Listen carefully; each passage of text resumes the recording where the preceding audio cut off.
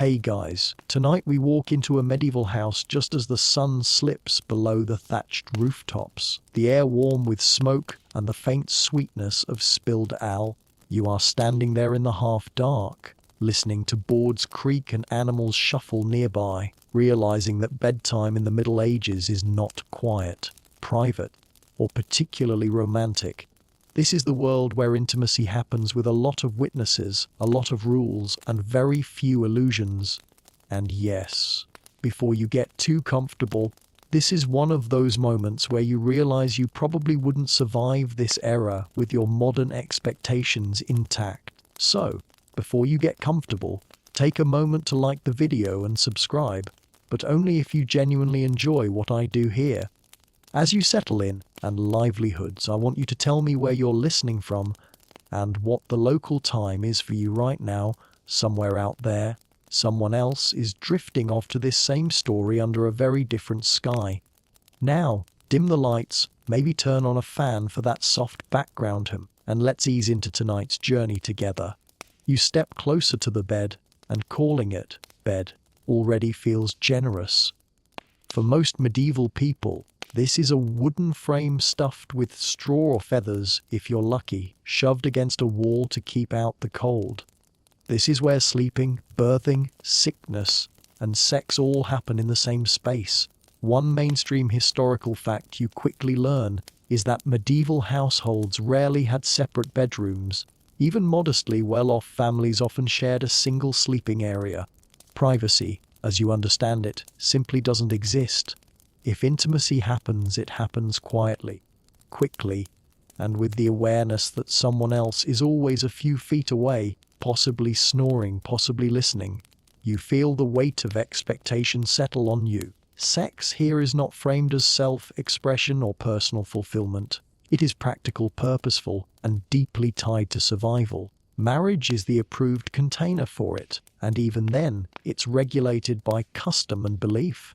The church looms large over your shoulder, even if no priest is physically present. One quirky but very real tidbit is that medieval church calendars list dozens of forbidden days for sex. No intimacy during Lent, Advent, holy feast days, Sundays, or even certain weekdays. Depending on how strictly you follow these rules, you might end up with fewer approved nights than you'd expect. Historians still argue whether ordinary people actually obeyed all these restrictions or quietly ignored them when temptation won out. You shift under a rough wool blanket and realize that the body itself is understood differently here. Medieval medicine, rooted in ancient Greek ideas, teaches that the body is governed by four humors: blood, flame, black bile, and yellow bile. Desire is thought of as heat building up inside you, something that must be released to restore balance. This belief leads to the mainstream idea that sex, in moderation, is medically healthy, especially for men. For women, the medical story is more complicated and often contradictory, which, shockingly, does not work in their favor. You might chuckle softly to yourself at how confident medieval doctors sound while being wildly wrong. Like a podcast host explaining quantum physics after skimming a headline, you also notice how matter-of-fact the whole setup is. There's no sense that intimacy needs mood lighting or scented candles, unless you count the candle that's already burning, because otherwise you'd be in total darkness. Hygiene is basic, but not non-existent. Despite the popular myth that medieval people never bathed, many did wash regularly, especially before important occasions. A fringe tidbit that pops up in some sources mentions herbal rinses and scented cloths used to freshen up before bed. It's not exactly a spa night and livelihoods, but it's also not the filthy nightmare you've been promised by bad history mimes. Historians still argue whether bathing habits declined significantly after the fall of Roman infrastructure or simply changed in form and frequency.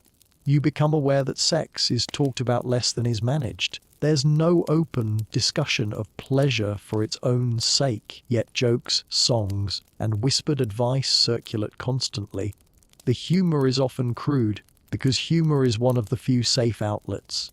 Imagine a medieval equivalent of a late-night group chat, except it's shared verbally at the tavern, and you can't delete your messages. One light joke slips into your thoughts, at least when someone overshares here. It doesn't live forever online, unless a monk writes it down in the margins of a manuscript, which, awkwardly, does happen.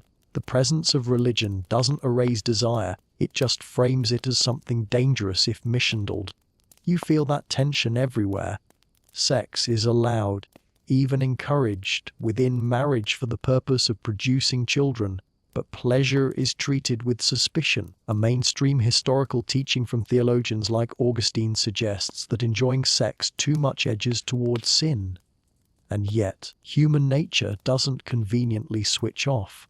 This gap between doctrine and reality is where medieval intimacy actually lives. Historians still argue whether church teachings truly shaped behavior or mainly shaped guilt. As you lie there, listening to the night sounds outside, dogs barking, someone coughing, wind pressing against the walls, you realize that medieval sex is less about fantasy and more about rhythm. Work hard all day, eat a heavy meal, sleep when you can, and sometimes in the middle of all that, intimacy happens. It's ordinary and charged at the same time.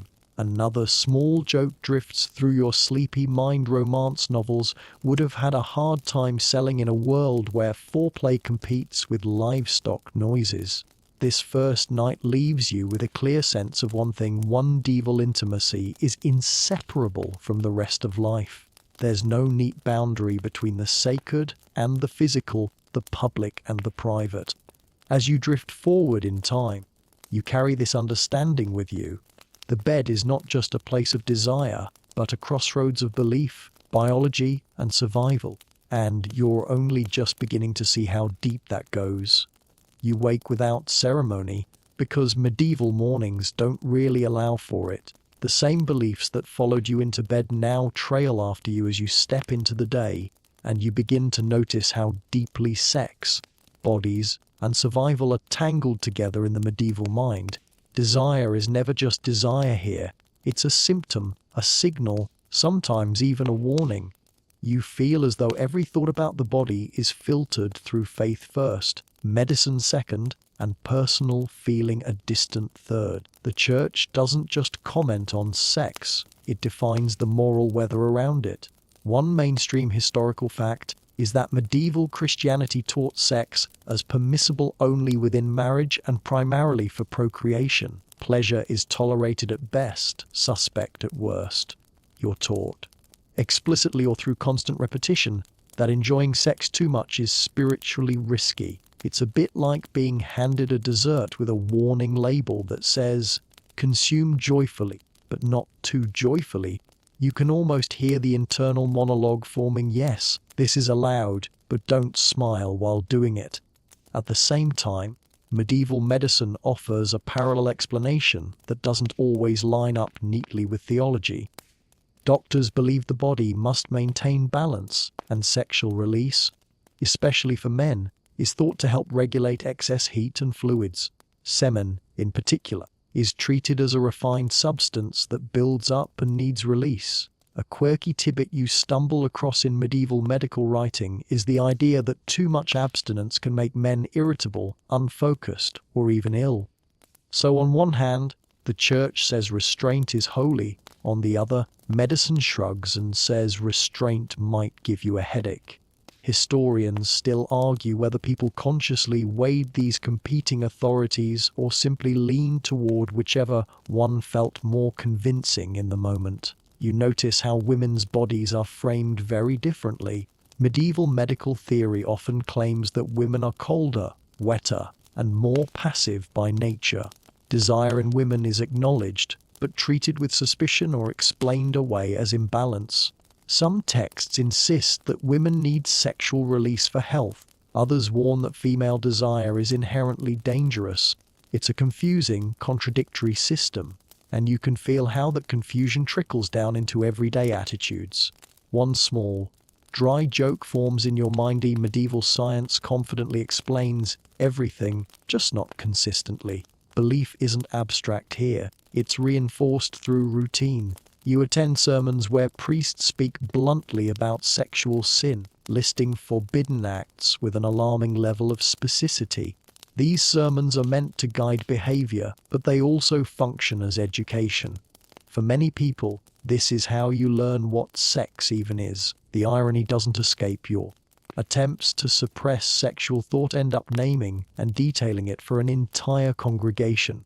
Historians still argue whether this constant moral instruction heightened anxiety or simply normalized the conversation in a strange, roundabout way.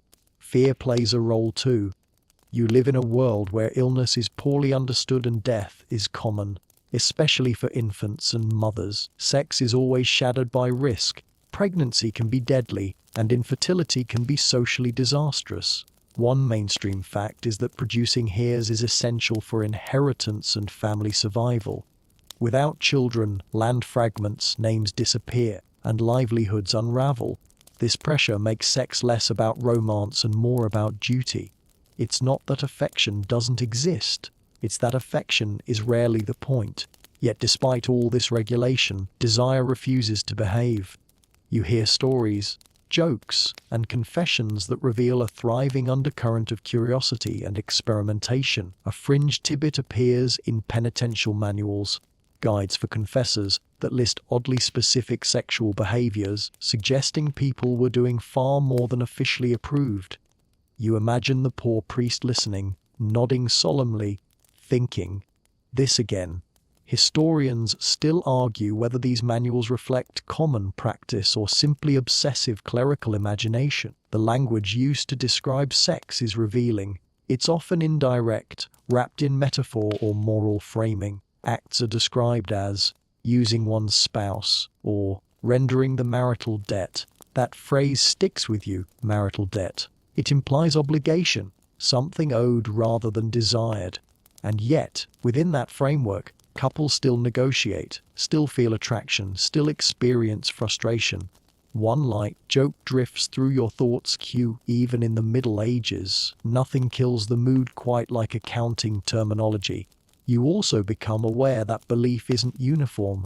Rural villagers, urban merchants, monks, and nobles all absorb these teachings differently. Official doctrine might be the same, but daily life reshapes it.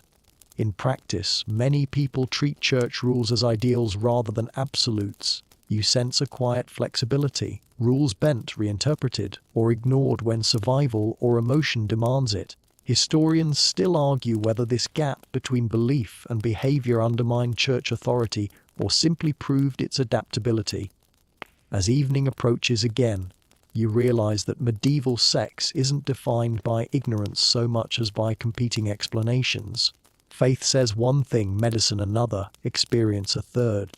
People live at the intersection of all three, making choices that feel practical rather than philosophical. You remember the crowded bed from last night, the lack of privacy, the closeness of bodies not always chosen but unavoidable. In that context, belief becomes less about abstract morality and more about managing consequences. You settle into the rhythm of this world, understanding now that medieval intimacy is shaped as much by fear and duty as by desire. Bodies are never just bodies, they're moral battlegrounds, medical puzzles, and economic assets all at once. And as you move forward, you carry this layered understanding with you, knowing that every rule you encounter will have an equally persistent human workaround waiting just beneath it. You move forward without a clean break. Because medieval life never really resets. The beliefs about bodies now funnel directly into marriage, and you start to see that intimacy here is less a private bond and more a public contract. When you hear the word marriage, you instinctively think of affection, compatibility, maybe even a dramatic proposal. In this world, though, marriage feels more like infrastructure, quietly holding society together while rarely being admired for it. One mainstream historical fact becomes clear almost immediately: marriage in medieval Europe is primarily an economic and social arrangement. Families negotiate unions to secure land, labor, alliances, and legitimacy. Love is optional, useful, maybe even welcome, but absolutely not required. You imagine yourself standing awkwardly while elders discuss your future as if you're a parcel of land with opinions that are politely ignored. Romance, if it arrives at all, is expected to grow later, like a garden planted out of necessity rather than passion. Sex inside marriage is part of that economic machinery. Producing children means producing workers, heirs and caretakers for old age. Without offspring, especially sons, a household's future is unstable. This pressure settles heavily on the marital bed. You're not just sharing warmth, you're participating in a long-term investment strategy. One light joke flickers through your minding. It's hard to keep things spontaneous when everyone's quietly rooting for quarterly returns. Consent exists, but it's complicated. Church doctrine insists that marriage requires mutual consent, a surprisingly progressive idea for the time. In theory, you cannot be married off entirely against your will. In practice, consent often operates under intense family pressure, limited options, and economic reality. Saying no might mean poverty, exile, or disgrace. Historians still argue whether medieval consent laws meaningfully protected individuals or mainly served to legitimize arrangements already decided by families. Once married, sex becomes something you owe as well as something you experience. The concept of the marital debt comes back into focus here. Each spouse is expected to provide sex to the other when requested, within approved boundaries.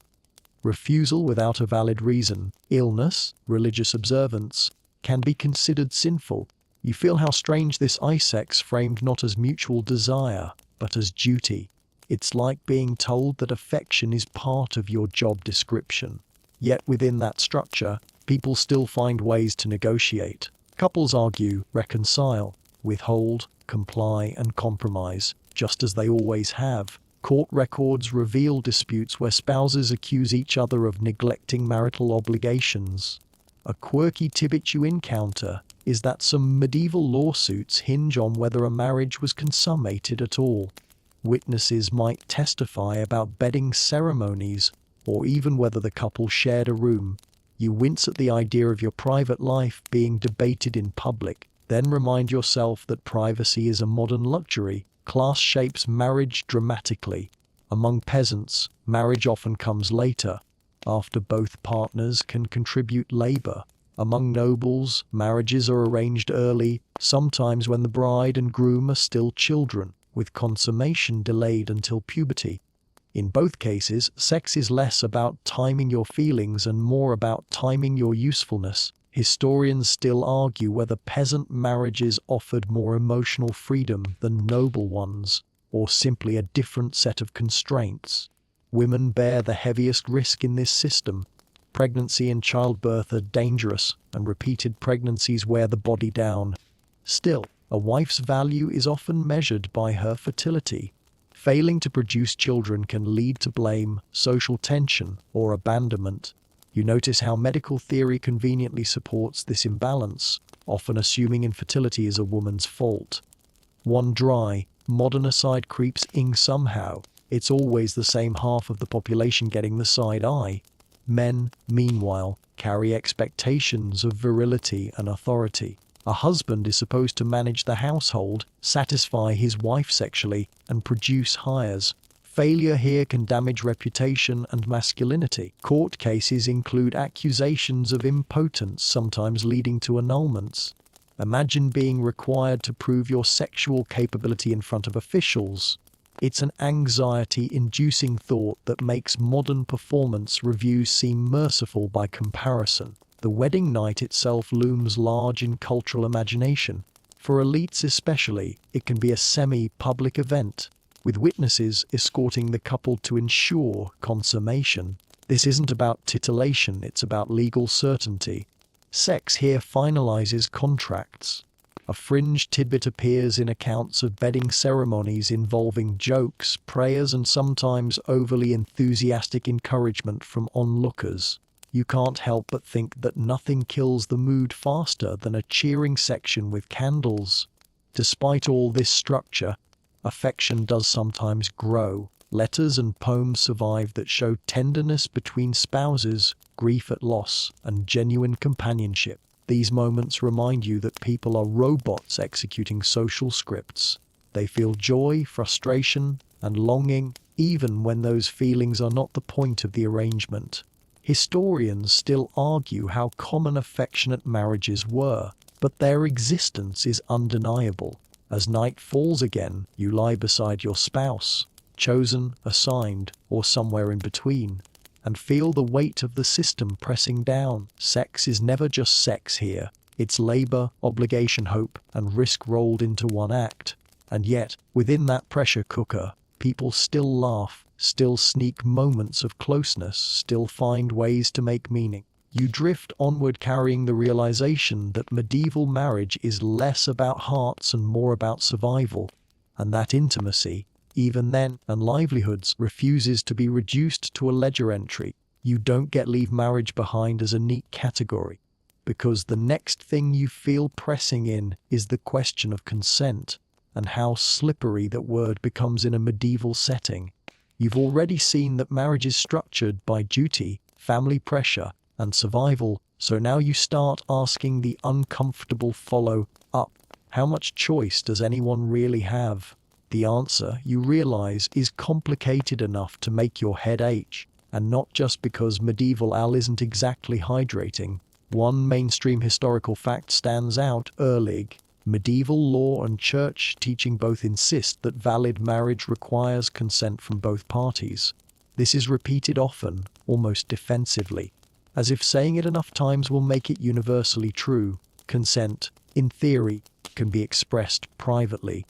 Two people exchanging vows without witnesses can still be considered married. That idea is surprisingly radical for its time, but as you look closer, you notice the gap between theory and lived experience widening like a crack in a stone wall. Custom exerts enormous pressure. Families arrange matches, communities expect compliance, and refusing a suitable marriage can mean social isolation or economic ruin. You imagine being told you're free to choose, while every alternative leads straight into hardship. Technically, you can say no. Practically, that no comes with consequences. Historians still argue whether medieval consent was meaningful agency or a legal fiction designed to bless arrangements already set in motion. Within marriage, consent becomes even murkier. The idea of the marital debt means that ongoing consent is assumed rather than requested. Sex is something owed, not negotiated anew each time. Refusal is allowed only under narrow conditions: illness, pregnancy recovery, or religious observance. Even then, prolonged refusal can be framed as sinful. You feel how modern ideas about mutual enthusiasm simply don't map onto this structure. One light, modern aside floats through your thoughts. Medieval consent is less, "Are you in the mood?" and more, "Please refer to Clause 3 of the marriage agreement." Outside marriage, the rules tighten further. Sexual contact without marriage is condemned, but enforcement varies wildly. In some towns, authorities punish premarital sex with fines or public penance. In others, it's quietly tolerated as long as it doesn't disrupt inheritance or public order. A quirky tidbit emerges from town records showing couples fined for fornication, who then pay up and continue their relationship much as before. You picture it like a medieval parking ticket, inconvenient, embarrassing, but not exactly life-ending. Coercion exists in this world, even if it isn't always named as such. Power differences between lords and servants, masters and apprentices, clergy and laypeople create situations where saying no is risky. Legal systems struggle to address this, often focusing more on property damage to families than harm to individuals. You notice how frequently cases are framed around lost honor or disrupted alliances rather than personal violation. Historians still argue whether medieval legal categories can be meaningfully compared to modern understandings of consent at all. Women, unsurprisingly, bear the heavier burden here. Their sexual reputation is tightly bound to family honor, while men's reputations are far more flexible. Accusations can ruin a woman's prospects regardless of truth, and defending oneself is difficult.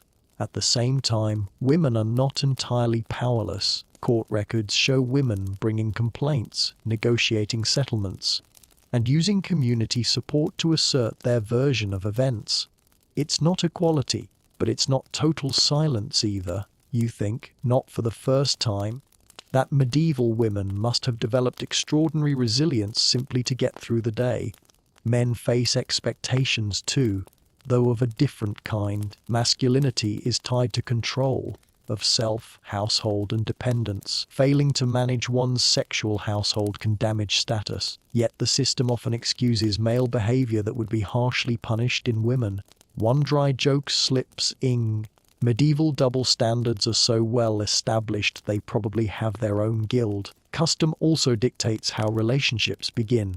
Betrothals, handfastings, and informal unions blur the lines between promise and marriage.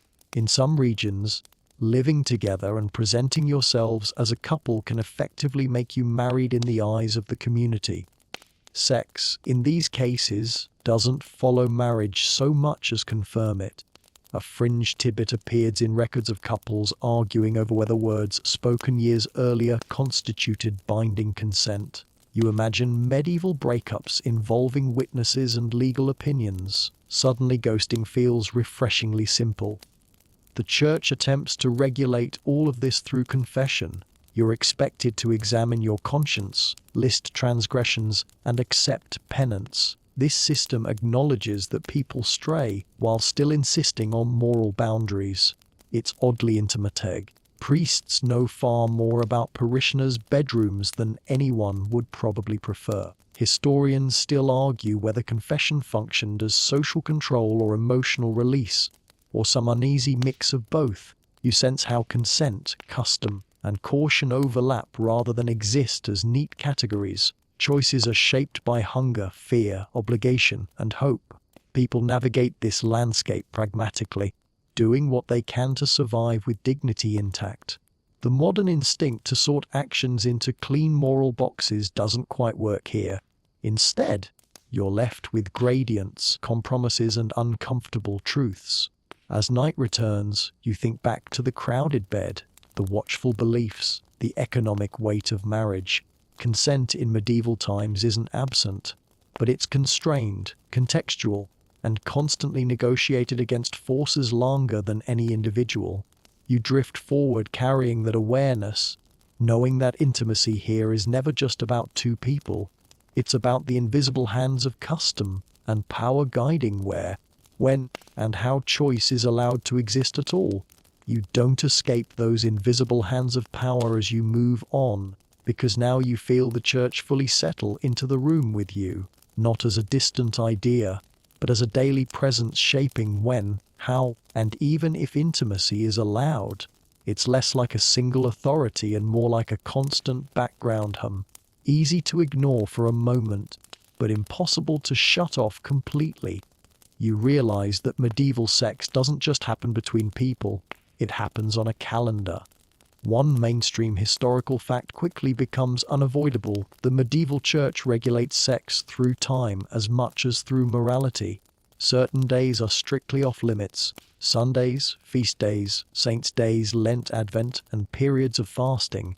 Add in menstruation, pregnancy recovery, and post-childbirth purification, and the list grows longer, depending on region and devotion. Married couples might be permitted intimacy on fewer than half the days of the year. You do the mental math and wince. Suddenly, modern scheduling conflicts seem almost charming. The logic behind this is spiritual discipline. Sexual desire is considered powerful, and powerful things must be controlled. Abstinence on holy days is meant to redirect focus toward God, reminding you that bodily pleasures should never outrank salvation. But the result is a strange rhythm where desire is constantly building and being deferred. Historians still argue whether this rhythm heightened anxiety around sex or intensified desire by making it forbidden so often. Confession acts as the enforcement mechanism. You're expected to regularly examine your conscience and admit sexual transgressions in detail. This includes not just whether you had sex, but when and how. Did you break the calendar rules? Did you enjoy it too much? Did you think about it afterward? The priest becomes an accidental sex therapist with far less comforting advice. One light joke flickers through your minding. Nothing cools the afterglow like remembering you have to explain it later. The church's teachings aren't static, though. Different theologians argue over what exactly constitutes sin. Some are stricter, insisting that only one position is acceptable, and that pleasure should be minimized. Others are slightly more lenient, acknowledging marital affection and mutual satisfaction. A quirky tidbit appears in debates over whether laughter during sex counts as sinful levity. You imagine a solemn group of scholars arguing intensely about giggling, and it's hard not to smile yourself. Historians still argue how much these elite debates filter down to ordinary people. Despite official rules, enforcement is uneven. In rural areas especially, priests may be more pragmatic, focusing on community harmony rather than strict compliance. Urban centers, with their courts and records, tend to enforce rules more visibly. You sense that many people treat the church's sexual calendar as an ideal rather than a strict law, bending it quietly when necessary. Survival, exhaustion, and emotion don't always align with feast days. The church also frames sex as spiritually dangerous because it links pleasure with original sin. Desire is traced back to humanity's fall, making arousal itself a reminder of moral weakness. This doesn't mean sex is evil, but it's always suspect. You feel how this framing shapes internal experience, pleasure mixed with guilt, relief shadowed by self-reproach. It's a psychological balancing act that would challenge even the calmest modern mindfulness app. Women are again more tightly watched. Menstruation is often treated as a spiritually impure state, drawing on ancient religious ideas layered with medieval theology. Sex during this time is forbidden, supposedly for both moral and medical reasons. A fringe tidbit appears in texts warning that children conceived during forbidden times might be weak or malformed. You notice how conveniently these beliefs reinforce control over women's bodies while pretending to protect them. Men, meanwhile, are warned about excess. Too much sex is said to drain strength, blur judgment, and weaken spiritual resolve. The ideal Christian man is moderate, controlled, and disciplined. Yet male desire is also framed as more urgent, physically necessary, creating a contradiction that's never fully resolved. One dry aside drifts through your thoughts. Medieval masculinity manages to be both excused and scolded at the same time.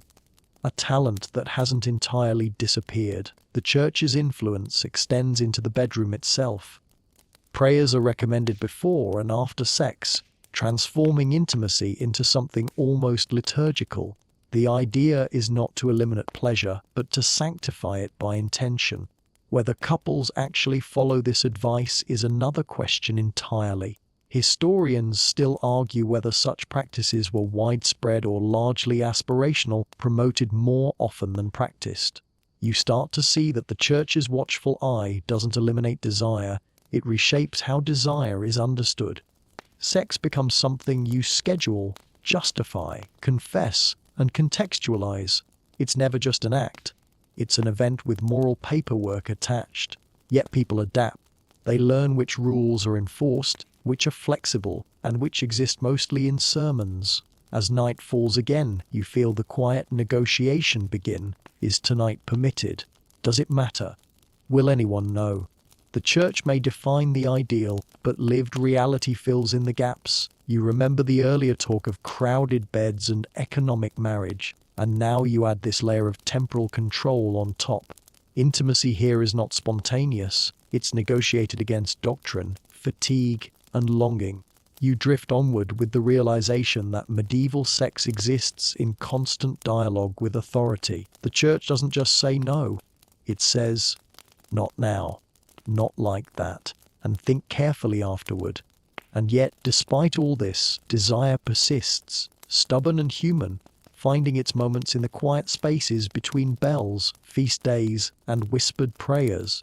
You don't need a bell or a sermon to remind you of the next truth, because it's right there in the room with you. Beds are shared, walls are thin, And privacy is a luxury almost no one has. After all the rules about when and how intimacy should happen, you now confront the reality of where it happens. Medieval sex takes place in spaces that are crowded, noisy, and stubbornly communal, and you feel your modern instincts flinch almost immediately. One mainstream historical fact becomes obvious as soon as you picture an ordinary household.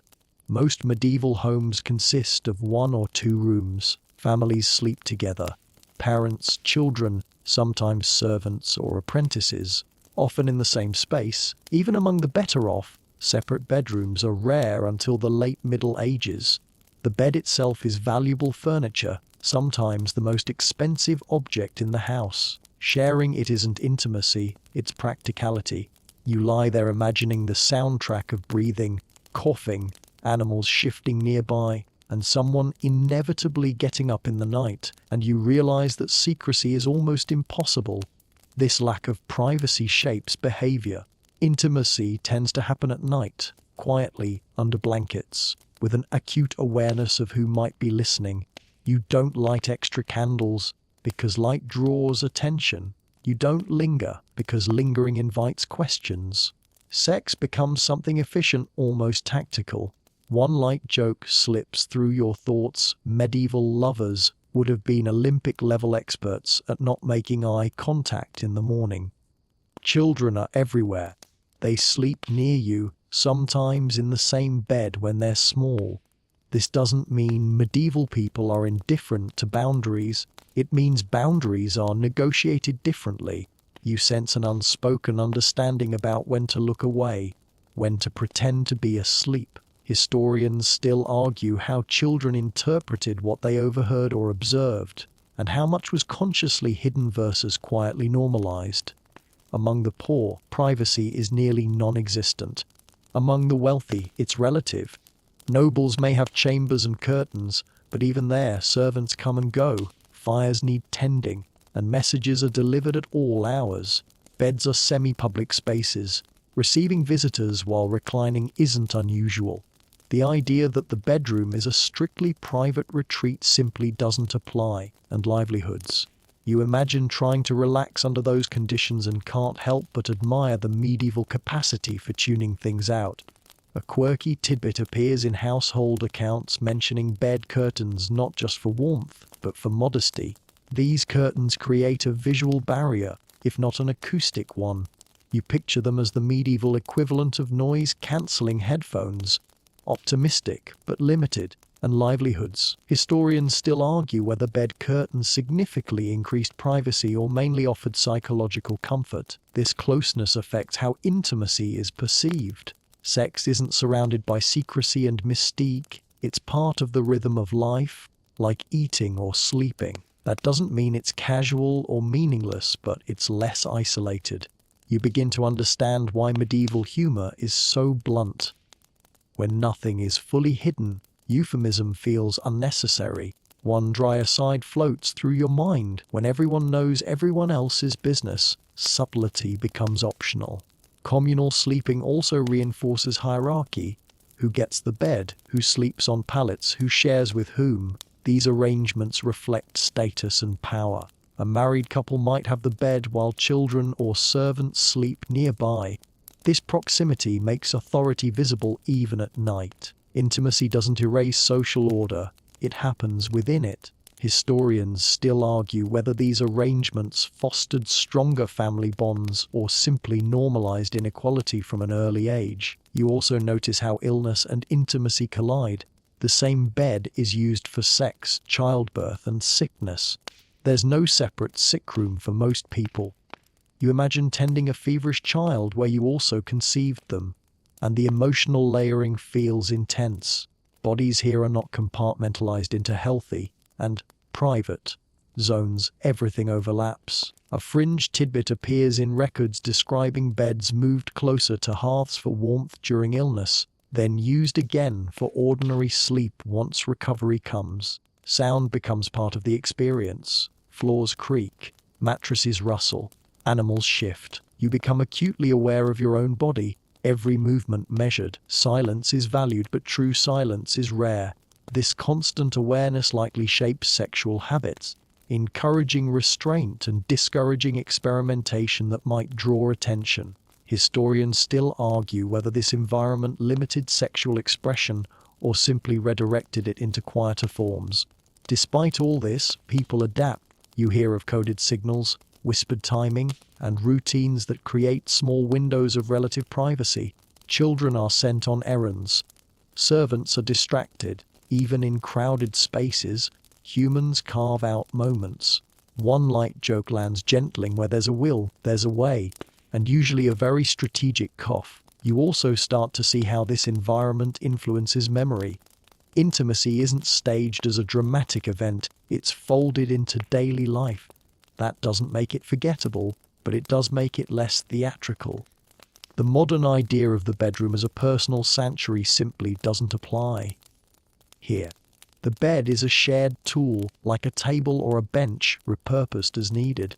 As you settle into this understanding, you think back to the church's rules, the economic weight of marriage, and the blurred lines of consent.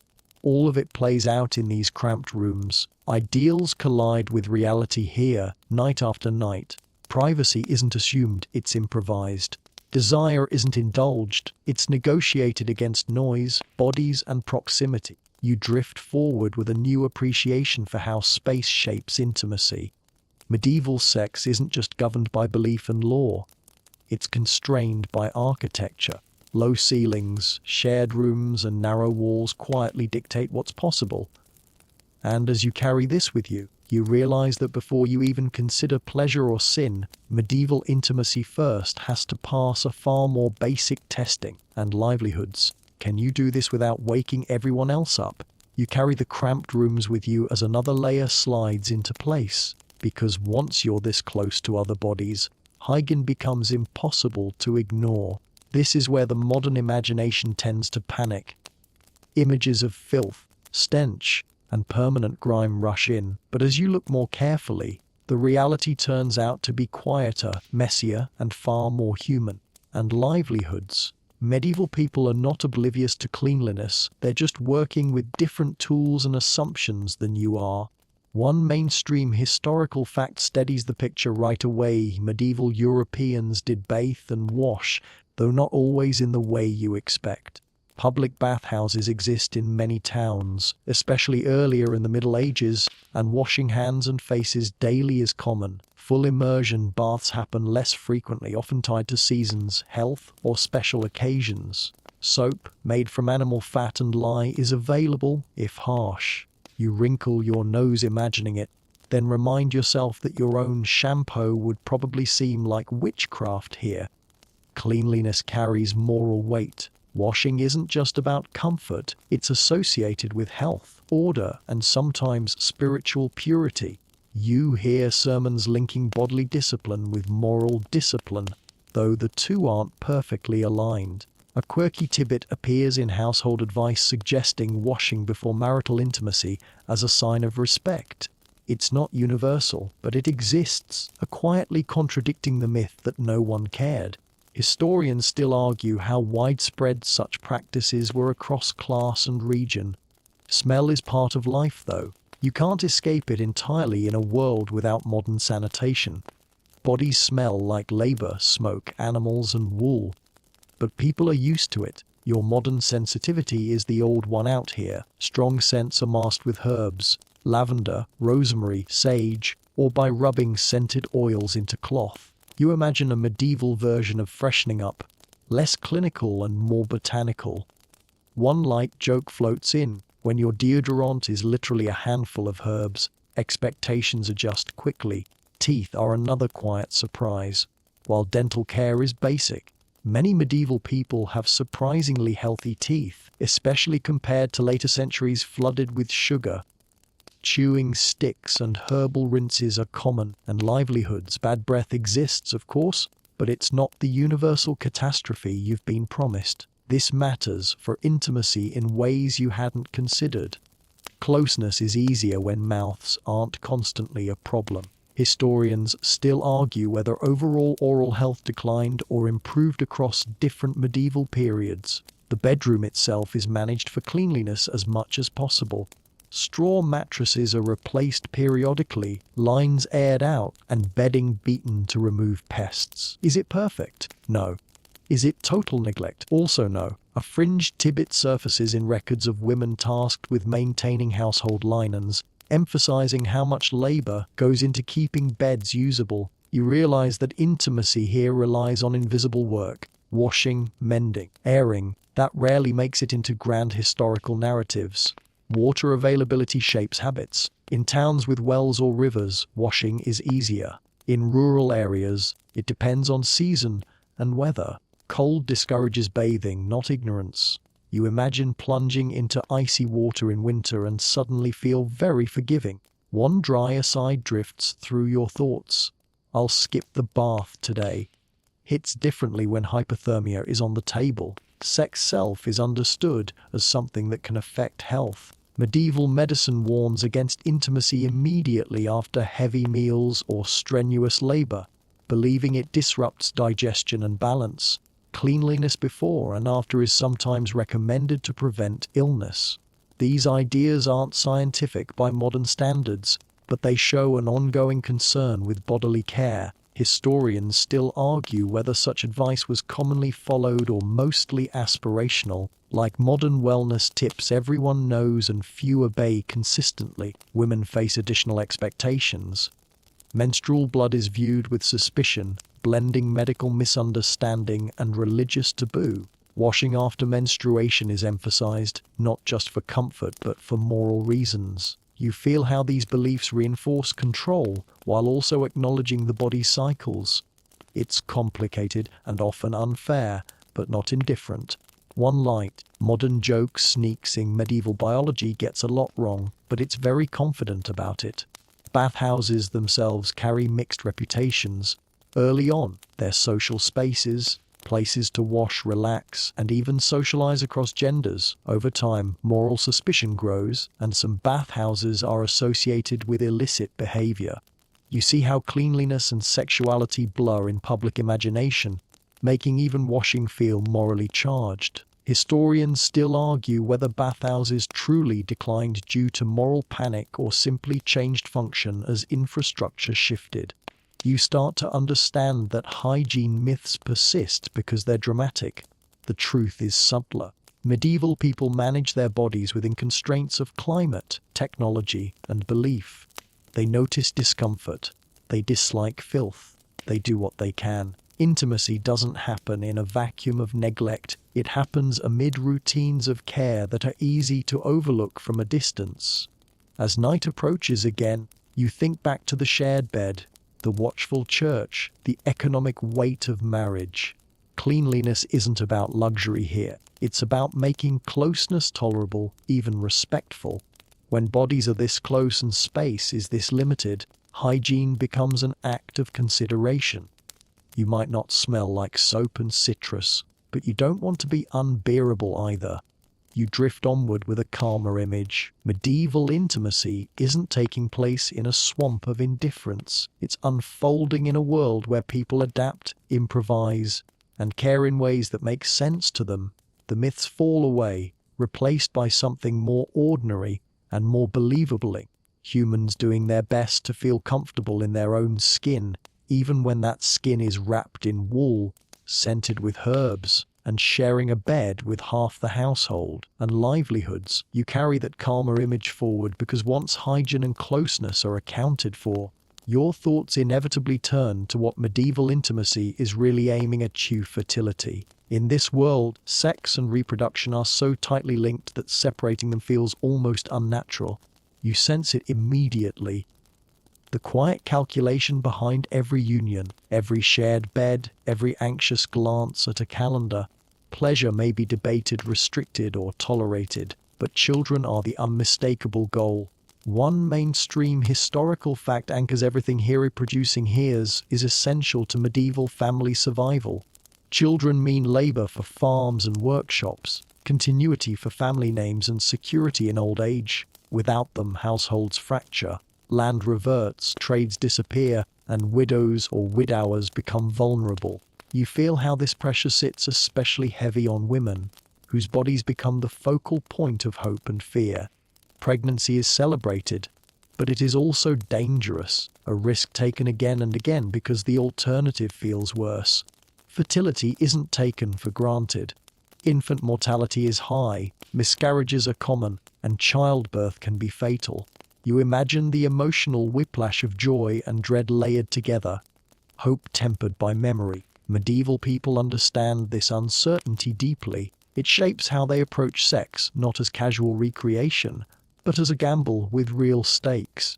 Historians still argue how much emotional attachment parents allowed themselves early on, given how often loss followed birth. Medical theory offers explanations that try to make sense of these risks. Fertility is believed to depend on balance. Heat, moisture, timing, and divine favor all play a role. Both men and women are thought to contribute. Seed, though in unequal ways. A quirky tidbit appears in medical texts claiming that conception is more likely if both partners experience pleasure, suggesting that female desire has a functional role. You pause on that, surprised by the implication. Historians still argue whether such ideas empowered women at all or merely reframed their bodies as reproductive tools. Timing becomes an obsession.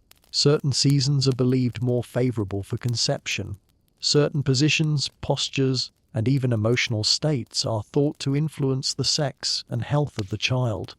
You imagine couples quietly trying to align exhaustion, belief, and opportunity, hoping the stars, literal or figurative, are on their side. One light joke drifts in: medieval family planning feels like astrology with higher stakes. Blame, unfortunately, follows failure. When pregnancy doesn't come, suspicion often falls on the woman regardless of medical reality. Remedies are tried, diet changes, pilgrimages, prayers, herbal treatments. Men's fertility is questioned less often, though impotence accusations do surface in courts and livelihoods. You sense the quiet tension that infertility brings, the way it can erode affection and stability over time. Historians still argue how often infertility led to separation versus quiet endurance. Childbirth itself hovers constantly in the background. Midwives, experienced women from the community, take the lead here, creating a rare female-centered space. Men are usually excluded. Sex and birth are connected through memory. Every intimate act carries the shadow of a future labor that could go wrong. A fringe tidbit emerges in birth charms and prayers written on parchment or spoken aloud, blending medicine, magic, and faith. You can almost hear the whispered words, heavy with hope. Pregnancy reshapes intimacy. Church rules restrict sex during certain stages, partly for moral reasons, partly out of fear for the unborn child. Medical advice varies, sometimes contradicting doctrine. Couples navigate these mixed messages as best they can.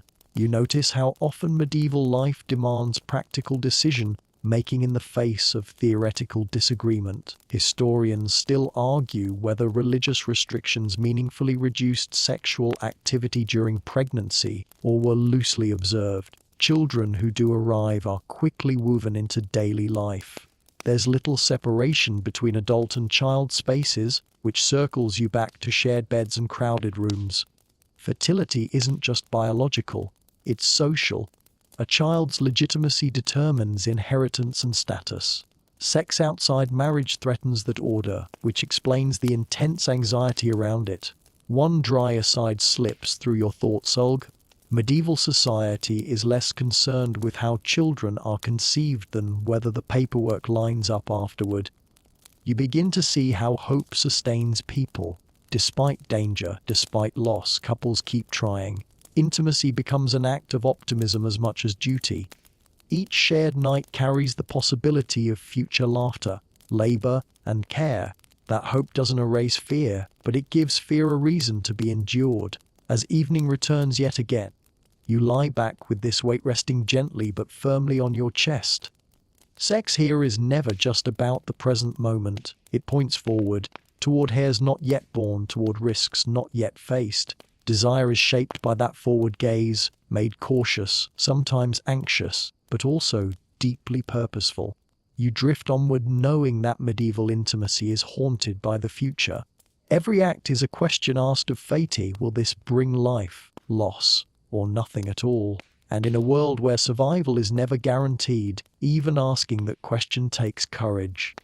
You don't leave fertility behind when you move forward, because once people understand how high the stakes are, the next instinct is obvious. Sometimes you want children very badly, and sometimes you absolutely do not. Medieval life makes room for both desires, even if official doctrine pretends otherwise.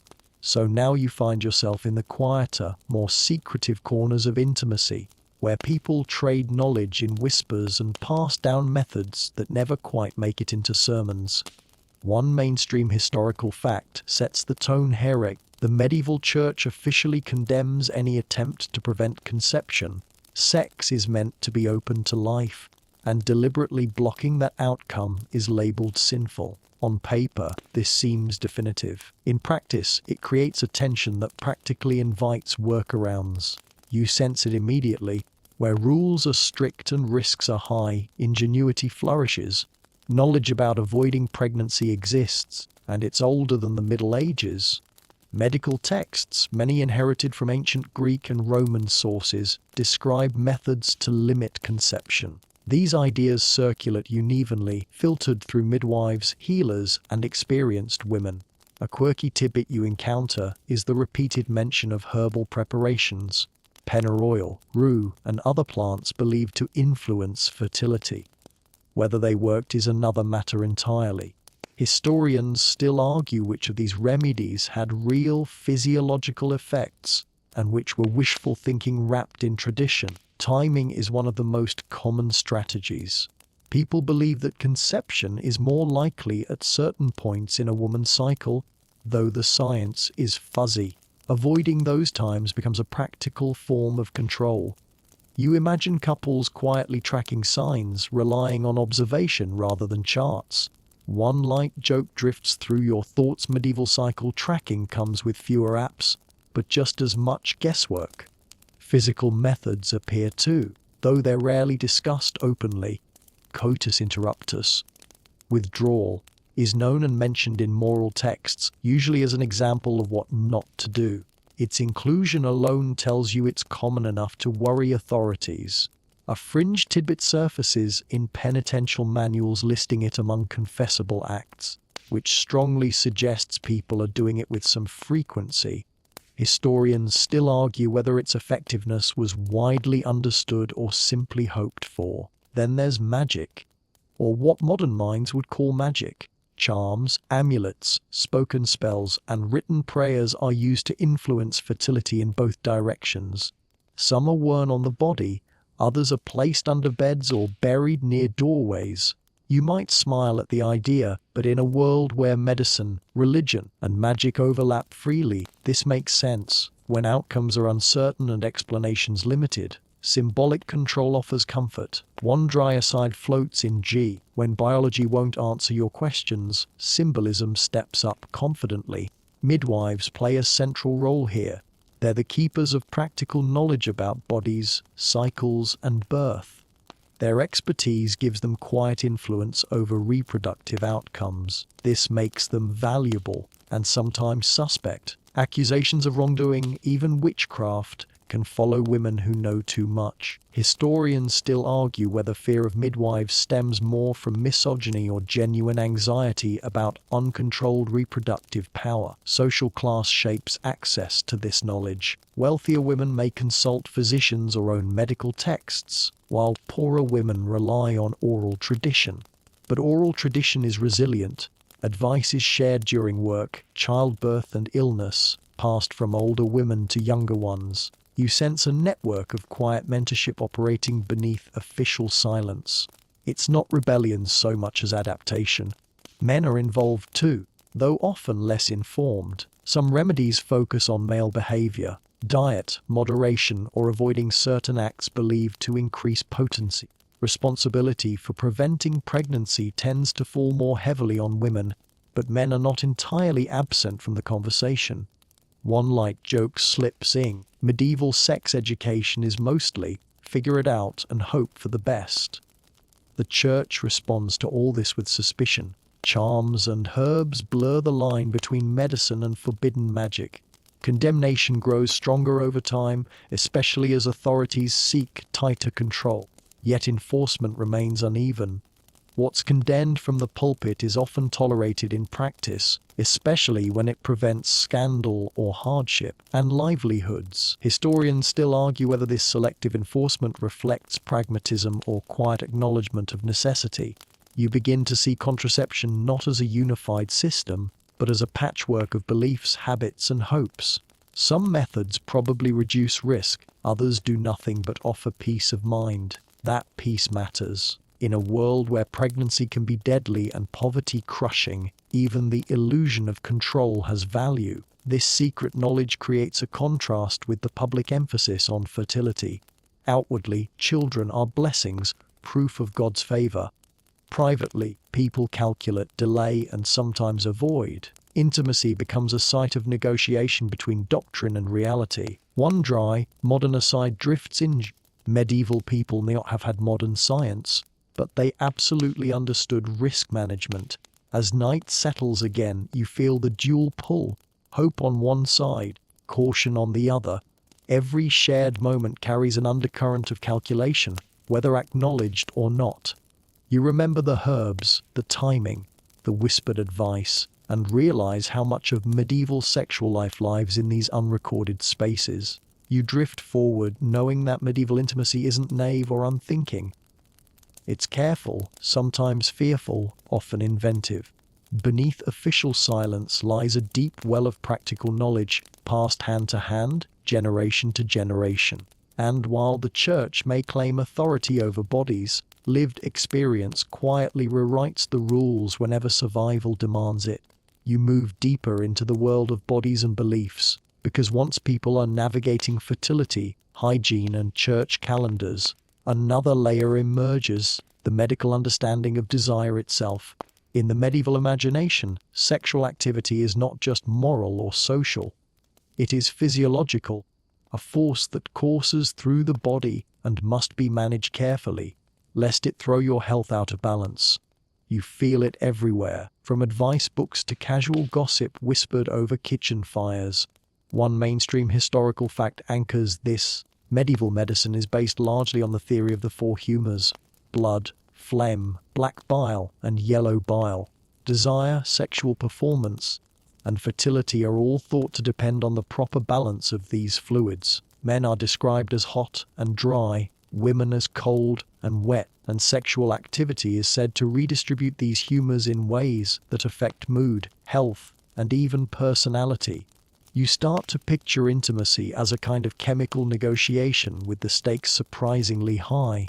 This framework shapes advice for everyone.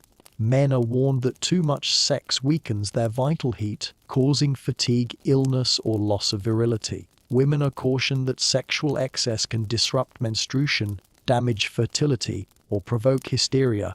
Diagnosis so broad it could cover almost any symptom.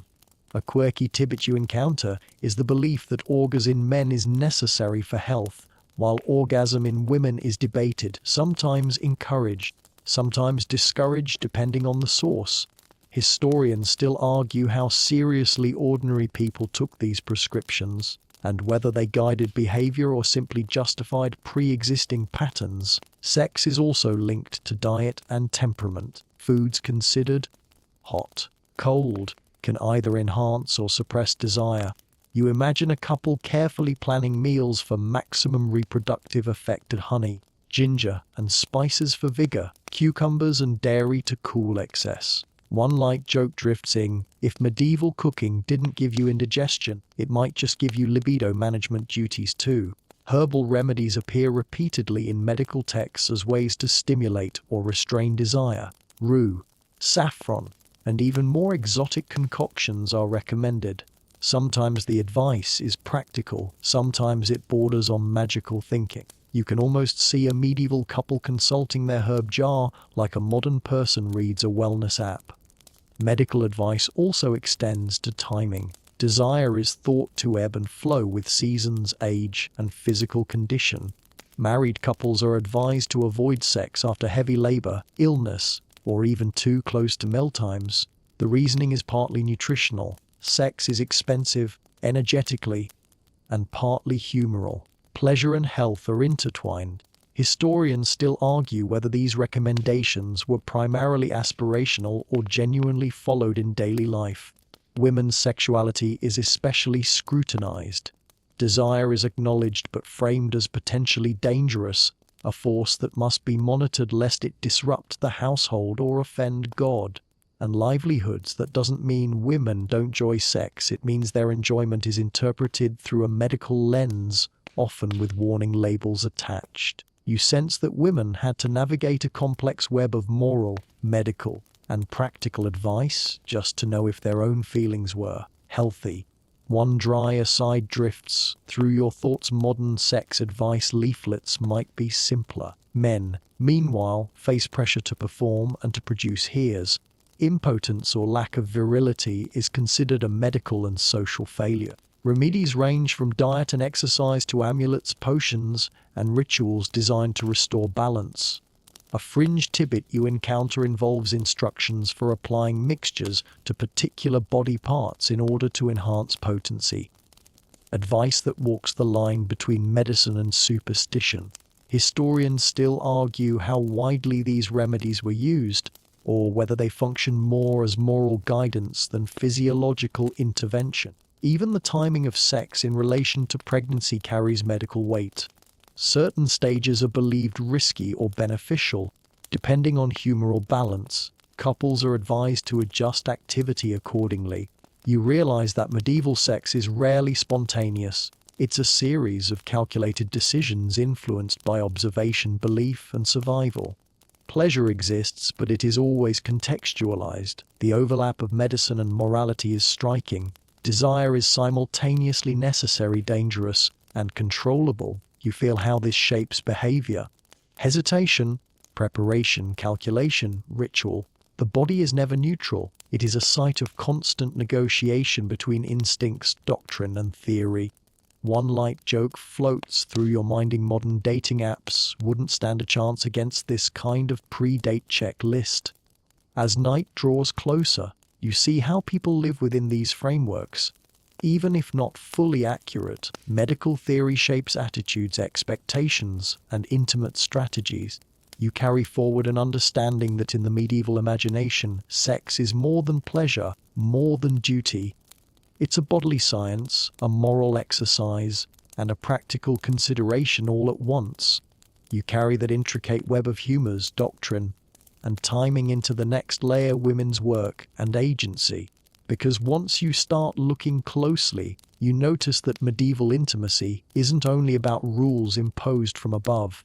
It's also about how women navigate, negotiate, and sometimes subtly control their own sexual and domestic lives. You begin to understand that behind crowded beds, church calendars, and fertility anxieties, women's labor, both visible and invisible, is central to intimacy and survival.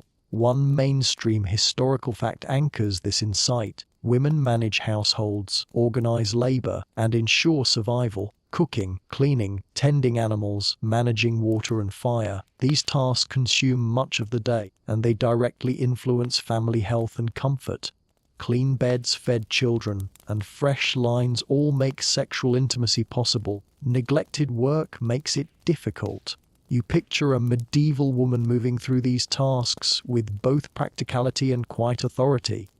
The bedroom is not her only domain, but is one she can shape within the limits of marriage and social expectation. Women's influence extends to reproductive management. Midwives, herbalists, and experienced mothers pass down crucial knowledge about fertility, contraception, and childbirth. This is an area where women's agency is both potent and precarious. A quirky tidbit arises in surviving manuscripts. Some remedies include both practical herbs and whispered charms, blending empirical observation with magical thinking. Women deploy these strategies with care, because errors or failure can carry social or moral repercussions. Historians still argue how widely women exercised control over fertility versus how much they were constrained by male oversight. Marriage itself is another site of negotiation. While men may claim authority over the household, women exercise influence through subtle means: timing of sexual activity, management of household resources, and counsel to husbands. You notice how often women's strategies intersect with survival, delaying a birth to recover physically, ensuring privacy to cultivate desire, or carefully framing sexual refusal within moral or medical reasoning. One dry, modern aside drifts into your minding. Medieval women were multitasking long before it became trendy. Women's sexual agency is nuanced. While social norms restrict open assertion of desire, historical records suggest women did express preferences, withhold intimacy, or seek pleasure when possible. Poetry, letters, and court records reveal negotiation, persuasion, and occasional transgression. You sense that medieval women were navigating a complex web balancing desire, duty, fear of moral censure, and the very real physical risks of pregnancy and childbirth. Historians still argue how widespread sexual autonomy really was among different classes and regions. Labor is deeply tied to intimacy. Physical exhaustion from daily work shapes libido, timing, and endurance. Medieval women juggle workloads in ways that make intimacy feasible while maintaining survival. You picture a peasant woman after a long day in the fields, still managing to navigate marital expectations, both a feat of stamina and negotiation. A light joke creep, multitasking, might understate what she accomplished before breakfast, let alone before sex. Economic agency also plays a role. Women control access to food, cloth, and sometimes money. This indirect influence can shape power dynamics in intimate life. By allocating resources, choosing when and where to sleep, and livelihoods, or arranging the household, women subtly influence the conditions under which sex occurs. You notice how this domestic authority intersects with moral and medical advice, creating a layered framework of control, guidance, and necessity. Women also serve as educators of the next generation. Knowledge about bodies, hygiene, and social expectations is passed from mother to daughter, sometimes circumventing formal religious instruction. These lessons are practical, pragmatic, and often rooted in lived experience rather than idealized doctrine. A fringe tidbit appears in advice manuals warning young women about specific positions, timing, and herbal aids. Knowledge women often received orally long before encountering texts. Historians still argue how much these lessons reinforced hierarchy versus empowering women with knowledge. Despite constraints, women's roles in intimacy are far from passive. You see them shaping experience, preparing spaces, guiding timing, managing health, and negotiating desire. Their labor ensures that intimacy, when it occurs, is survivable, sustainable, and sometimes even pleasurable. You begin to appreciate the quiet skill required to manage all these overlapping demands. As night settles over this crowded world again, you realize intimacy in the Middle Ages is not just an individual act. It is a collaborative, negotiated, and deeply practical endeavor. Women's work underpins almost every intimate decision, from timing to comfort to pleasure. You carry forward the sense that agency often hides in the routines, rituals, and responsibilities that make life and love possible. You carry forward the awareness of women's labor and agency into another surprising reality: the interplay between humor, mood, and intimacy. Once bodies, hygiene, timing, and labor are factored in, the medieval imagination doesn't stop at mechanics. It layers on emotion, temperament, and belief. You start to notice that sexual behavior isn't just physical, it's psychological, moral, and medical all at once, shaped by the ebb and flow of humors and the perceptions of both partners. One mainstream historical fact grounds this: medieval medicine links personality and behavior to the four humors: blood, flame, black bile, and yellow bile. Desire itself is considered a product of humoral balance. Men thought to be too hot and dry may overindulge. Women thought too cold and wet may be less responsive. A mismatch in humors is blamed for marital strife, infertility, or lack of desire. You picture a husband and wife comparing temperaments over breakfast, negotiating intimacy like two chemists experimenting with volatile reagents. Medical advice for balancing humors includes diet, exercise, and sex itself. For example, sex is sometimes prescribed to restore equilibrium or prevent illness, while excess is warned against for the same reason. Pleasure isn't irrelevant, it is functional, even therapeutic. A quirky tidbit appears in medical texts suggesting that laughter during intimacy can help circulate humors and improve health. So giggling might be considered medicinal, not just flirtatious. Historians still argue whether couples followed such prescriptions or mostly ignored them in favor of practicality. Mood and temperament are also morally framed. Anger, melancholy, or laziness are seen as signs of imbalance, and sexual relations can be both symptom and cure. You notice how deeply entwined psychology and physiology are here. Arousal is both physical and interpretive. One dry, modern aside drifts in, think couples therapy but with more herbs and fewer therapists. Women's moods are heavily scrutinized. Emotional stability is considered crucial for fertility and marital harmony. Advice manuals recommend careful timing, soothing conversation, or herbal aids to temper emotions before sexual activity. You can almost hear a mother whispering guidance to a daughter: "You must be gentle, calm, and warm, or the child will suffer." Historians still argue how much these expectations empowered women into their environment versus limiting their autonomy. Men, meanwhile, are instructed to moderate passion lest it compromise their health or social standing. Overexertion is condemned, and desire is expected to align with duty. This creates a subtle tension. Desire is natural and necessary, yet it must be controlled and directed. You imagine the quiet mental calculation every time a couple considers intimacy, weighing health, morality, and timing against the pull of attraction. The season, weather, and climate also factor in. Heat can inflame humors, cold can suppress desire. Advice guides couples to match conditions with activity. No heavy labor, no extreme temperatures, no immediate after a meal. Pleasure is circumscribed by prudence. A fringe tidbit appears in texts recommending sexual activity by candlelight in winter for warmth and comfort. Practical, cozy, and slightly strategic. Historians still argue whether these seasonal instructions were strictly followed or mostly theoretical. Psychology also intersects with superstition.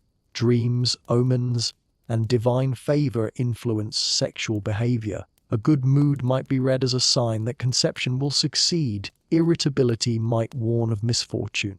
Couples integrate these beliefs into daily life, subtly shaping intimacy. You sense how much faith, hope, and fear blend with physiology to create a lived experience far more layered than the modern just mood and consent framework allows. Intimacy, in this sense, is a negotiation of bodies, minds, and beliefs. Pleasure, desire, duty, and health are all interdependent. The bedroom becomes a microcosm where these forces meet, sometimes harmoniously, sometimes in tension. One light joke drifts in. Modern dating apps offer filters and swipes. Medieval lovers had humors, herbs, and horoscopes. As night deepens, you realize this layered system isn't arbitrary. It's a way for people to make sense of uncertainty. Sex is risky, bodies are unpredictable, and outcomes, children, disease, reputation, matter. Humors, temperaments, and moods offer a framework, imperfect but comforting, to navigate these complexities.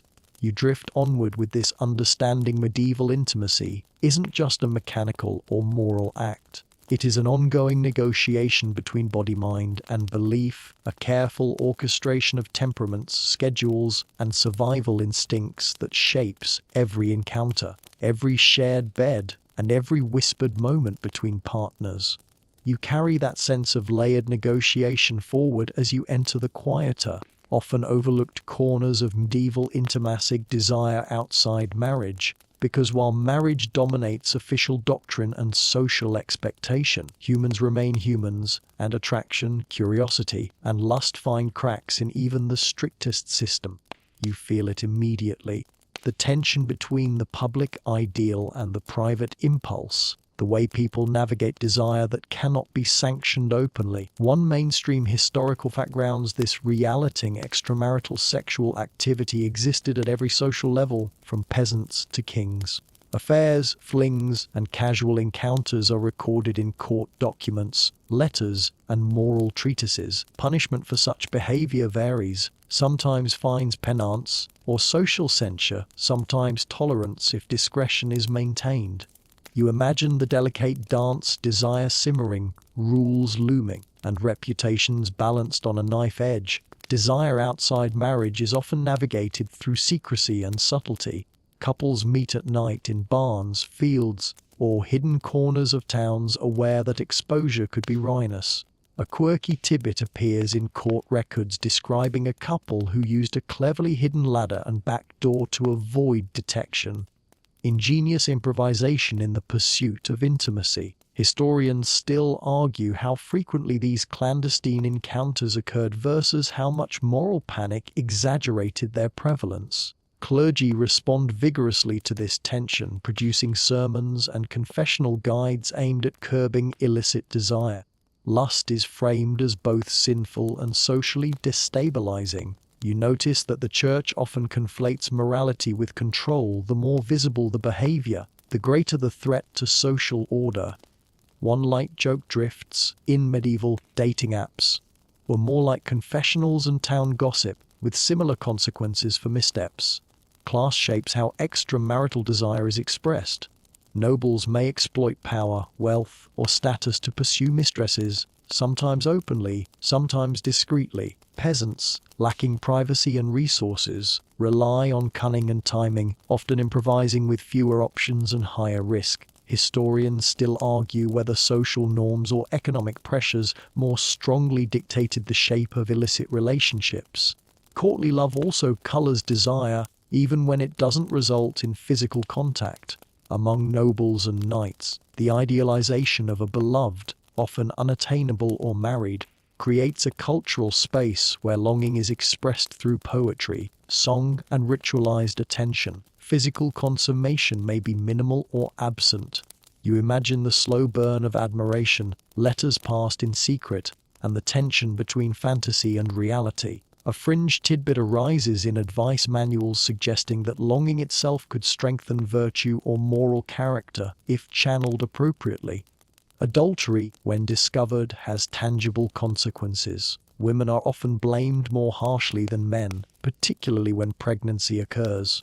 Public punishment can include fines, humiliation, or even exile, while men sometimes escape with minor censure. You feel the stark gender imbalance in social control. Desire is universal, but social tolerance is deeply unequal. One dry, modern aside drifts in histories, said, "She paid. Pattern is alive and well. Despite risk, desire persists. People develop strategies, timing, location, disguises, coded communication." You sense a quiet ingenuity here, a creative negotiation that echoes the broader patterns you've seen. Balancing pleasure, risk, morality, and survival. Pleasure is never purely private, yet it exists, stubborn and human. The interplay between marital duty and extramarital desire also shapes behavior inside marriage. Some couples accommodate each other's limitations, knowing full well that private desire may stray. Others internalize guilt or shame, creating a silent tension that colors daily life. Historians still argue how often people acted pragmatically versus adhering strictly to moral codes. As night deepens, you feel the tension between societal expectation and personal desire in the air. Medieval intimacy exists both in public duty and private impulse. It's a dance of negotiation, secrecy, and improvisation where every act carries potential reward, risk, or social consequence. You drift onward carrying the knowledge that desire is persistent, adaptable, and clever, even when law, church, and family seek to constrain it. Human longing finds corners to exist, quietly reshaping the lived experience of intimacy, one furtive step at a time.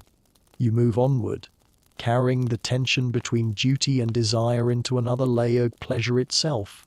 Because once you've considered fertility, consent, hygiene, and clandestine desire, the question inevitably emerges: Did medieval people actually enjoy sex? And if so, how did they reconcile enjoyment with rules, risk, and bodily anxieties? You feel the curiosity settling. Pleasure is both natural and precarious, always negotiating with duty and doctrine.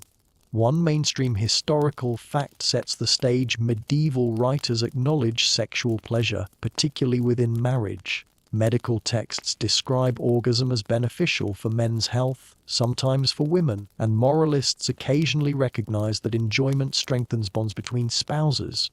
Pleasure isn't just indulgence.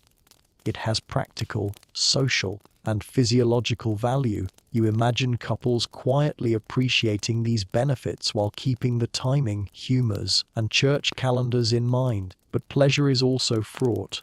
Excessive indulgence is warned against in almost every moral or medical manual. Desire must be tempered to avoid sin, illness, or imbalance. A quirky tidbit emerges from a manuscript suggesting that too much enthusiasm could literally scorch the womb or weaken male vitality. Historians still argue whether such advice guided actual behavior or mainly served to create moral theater. Techniques for mutual satisfaction exist, though they are rarely openly discussed. Advice manuals, letters, and poetic texts hint at positions, gestures, and practices meant to enhance enjoyment. Some of these instructions focus on timing, warmth, and preparation, practical considerations disguised as moral guidance. You picture couples experimenting cautiously, balancing pleasure with prudence. One light joke drifts in. Modern intimacy guides might be explicit, but medieval manuals are equal parts subtle, herbal, and vaguely terrifying. Women's pleasure occupies a complicated space.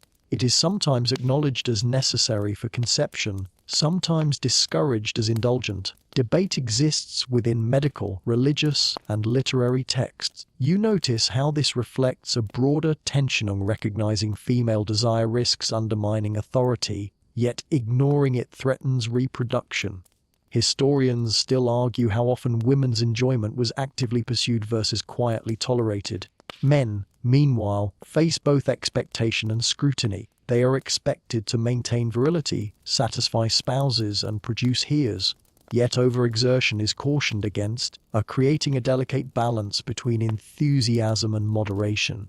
Sexual performance becomes an ongoing negotiation with the body, social expectation, and humoral theory. You feel the pressure layering on every encounter. Environment, once again, shapes experience. Shared beds, cold rooms, noise, and the presence of others influence comfort and pleasure.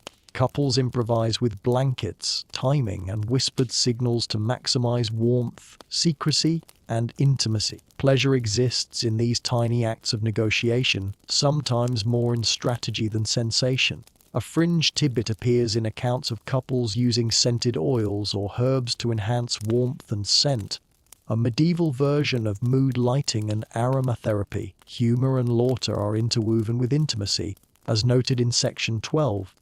Jiggling during sex is occasionally recommended in manuals for circulating humors and improving mood. You imagine the awkward but human joy of these moments, even under the shadow of duty and danger. Historians still argue how much humor genuinely enhanced experience versus being rhetorical advice. Pleasure outside marriage exists too, but is heavily constrained. You've seen that desire finds hidden corners. In these clandestine encounters, enjoyment is often heightened precisely because it is forbidden. Risk amplifies sensation, and secrecy sharpens attention. One light, modern aside drifts in. It's like medieval people discovered that cliff changes can work anywhere, even in the bedroom. As night draws in, you sense that pleasure is never simple. It is layered with morality, medical theory, spatial constraints, risk, and social expectation. Yet it persists. A stubborn human instinct finding ways to surface in whispered touches, shared warmth, and quiet laughter. You carry this realization forward. Even under strict constraints, people create moments of enjoyment, subtle or vivid, tactical or ecstatic. You drift onward understanding that medieval intimacy is not devoid of pleasure. Instead, it is pleasure negotiated carefully, harmonized with duty, guided by observation, and celebrated quietly when possible. The pursuit of enjoyment is as inventive and human as the pursuit of survival itself. You carry that delicate balance of pleasure, duty, and secrecy forward into the next, layering humor, teasing, and the social dynamics of intimacy and livelihoods. Because once you understand that bodies, rules, and desire are intertwined, you start noticing how medieval people navigate relationships through wit, playful mockery, and social signaling. Desire isn't just physical, it's social, psychological, and performative, and you feel it shaping every whispered conversation and shared glance. One mainstream historical fact makes this clear: medieval literature is full of ribald humor, double entendres, and playful teasing about sex. From fablics to songs, writers explore desire with levity, often highlighting the gap between moral expectation and human impulse.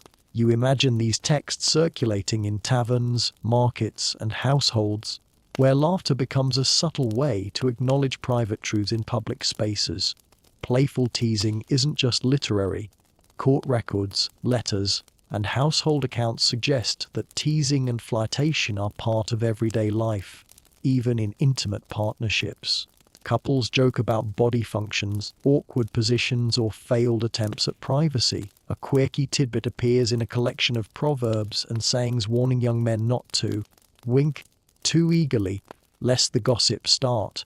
Evidence that humor around desire had both social and moral consequences. Historians still argue how these practices balanced affection, social bonding, and moral boundaries. Teasing is often gendered. Men tease women about modesty, fertility, or compliance with duty, while women may respond with sharp wit, playful resistance, or strategic silence. This interplay creates a subtle form of negotiation within intimacy. Desire is expressed, boundaries tested, and social norms navigated, all through humor. One light joke drifts in: medieval flirting was probably part comedy, part chess match, and part survival skill. Humor also functions as tension release. In a world of crowded beds, church restrictions, fertility anxieties, and constant risk, laughter provides relief. Shared jokes about bodily functions, weather, or missteps in intimacy normalize the experience, reducing shame and reinforcing social bonds. You picture couples whispering jokes in the dark, giggling despite exhaustion or fear. Historians still argue whether humor primarily strengthened marital bonds or served as subtle rebellion against restrictive norms. Courtly love intensifies this dynamic. Among nobles, teasing, exaggerated longing, and clever wordplay create a ritualized dance of desire. Physical consummation may be delayed, but emotional and rhetorical expression flourishes. One fringe tidbit appears in letters advising men to feign modesty to increase their beloved's interest, and livelihoods suggesting that manipulation and playful performance were accepted parts of social intimacy. You sense how much mental agility is required to navigate both affection and expectation. In everyday life, teasing also signals consent or interest. Light mockery can soften advances, gauge receptiveness, or deflect unwanted attention. Timing, tone, and context matter immensely. You notice the parallels with modern flirting: subtlety, humor, and careful attention to cues. Only here, stakes are higher because social norms, church oversight, and physical risk are ever present. Children and household members further complicate the environment. You remember cramped rooms, shared beds, and thin walls. Humor can be a way to manage embarrassment, maintain decorum, or navigate intimacy in public spaces. You imagine couples exchanging glances, whispering quips, or hiding laughter while the household sleeps, a form of intimacy both playful and practical. Social hierarchy also shapes teasing. Nobles enjoy greater latitude in ribald humor, sometimes even publicly, while peasants must negotiate careful boundaries to avoid offense or scandal. Humor becomes a tool for both connection and survival, reinforcing bonds while respecting, or cleverly circumventing, rules. One dry aside drifts in: if medieval flirting feels like a game of strategy, that's because it often literally was. As night deepens, you feel the subtle choreography of humor, teasing, and intimacy layering over every act, every glance, every whispered word. Desire is expressed not only through touch but through wit, laughter, and social savvy. You carry forward an understanding that medieval intimacy is as much about communication, negotiation, and play as it is about bodies or duty. You drift onward realizing that humor is the invisible glue holding the messy, crowded, constrained, and often anxious world of medieval intimacy together. It softens edges, allows expression where rules dominate, and transforms shared moments into bonds both necessary and delightfully human. You carry that sense of playful negotiation forward as you enter the more ritualized, symbolic aspects of medieval intimacy, because in this world, sex is never purely physical. It is embedded in gestures, traditions, and small ceremonies that structure desire and consent in ways you might not expect. You feel it immediately. Every touch, glance, and whispered word is layered with meaning, often invisible to anyone not attuned to the code. One mainstream historical fact illustrates this clearly: betrothal and marriage involve formalized rituals with legal, religious, and social weight. Engagements often include negotiated gifts, witnesses, and vows that prefigure sexual access. These rituals don't just mark intention, they frame sexual behavior, teaching couples when and how intimacy is permissible. You imagine a young bride and groom learning to read glances and gestures as much as scripture, discovering early on that every interaction carries expectation. Rituals extend into the bedroom itself. Advice manuals, household guides, and midwifery texts outline specific steps for preparing the bed, lighting candles, and ensuring warmth and privacy. A quirky tidbit appears in a guide suggesting placing sweet-smelling herbs under the pillow to encourage affection and harmony. A combination of comfort, superstition, and practical aromatherapy. Historians still argue how literally these instructions were followed versus serving as aspirational or symbolic guidance. Courtship rituals also include verbal formalities. Compliments, recitations of poetry, and clever wordplay are expected, even in small villages. They teach restraint, attention, and respect for social norms. One light joke drifts in a medieval pick-up line could double as a mini lecture on morality. Humor, timing, and tact are entwined with desire, and failing to observe these codes could provoke gossip, or worse. Symbolic gestures mark transitions in intimacy. The exchange of rings, lines, or simple tokens acts as a signal that boundaries have shifted. Sometimes these gestures carry hidden meaning.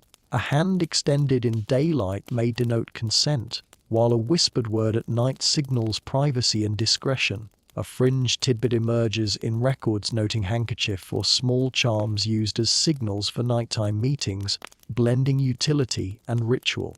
Historians still argue how widespread these signaling systems were among different classes.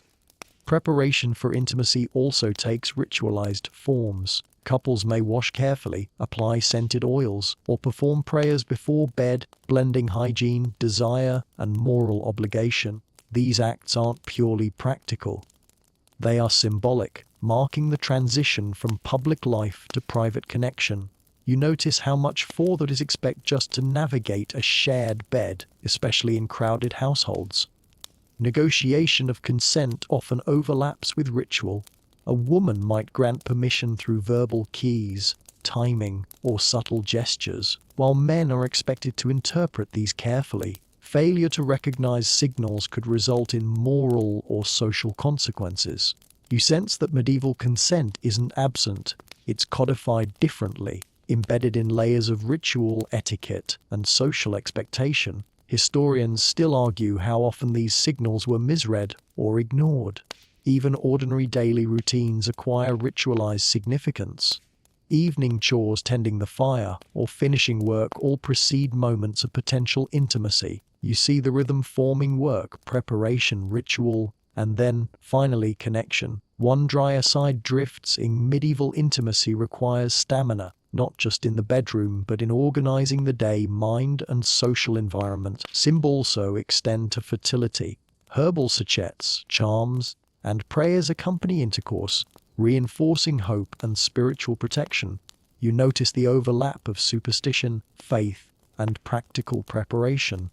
Each act carries multiple layers of meaning, all pointing toward survival and continuity. Pleasure is acknowledged, but always in dialogue with ritual and expectation. As night deepens, you feel the weight and subtlety of these rituals. Medieval intimacy is choreographed, symbolic, and socially mediated. Desire exists, but it is always negotiated within a framework of ceremony, signaling, and shared understanding. You carry forward the sense that the body is only one part of a vast, invisible stage where morality, humor, survival, and affection all meet. You drift onward understanding that ritual in medieval intimacy doesn't constrain enjoyment. It structures it, making pleasure legible, safe, and livelihoods, and socially intelligible in a world where one wrong step could have consequences far beyond the bedroom. You carry that sense of ritual and symbolic negotiation forward into the delicate topic of male and female roles in sexual knowledge, because in medieval intimacy, understanding the body and one another is an uneven, often contested territory. You feel it immediately. Expertise is divided, authority is layered, and gossip, observation, and instruction all collide to shape what people know about sex.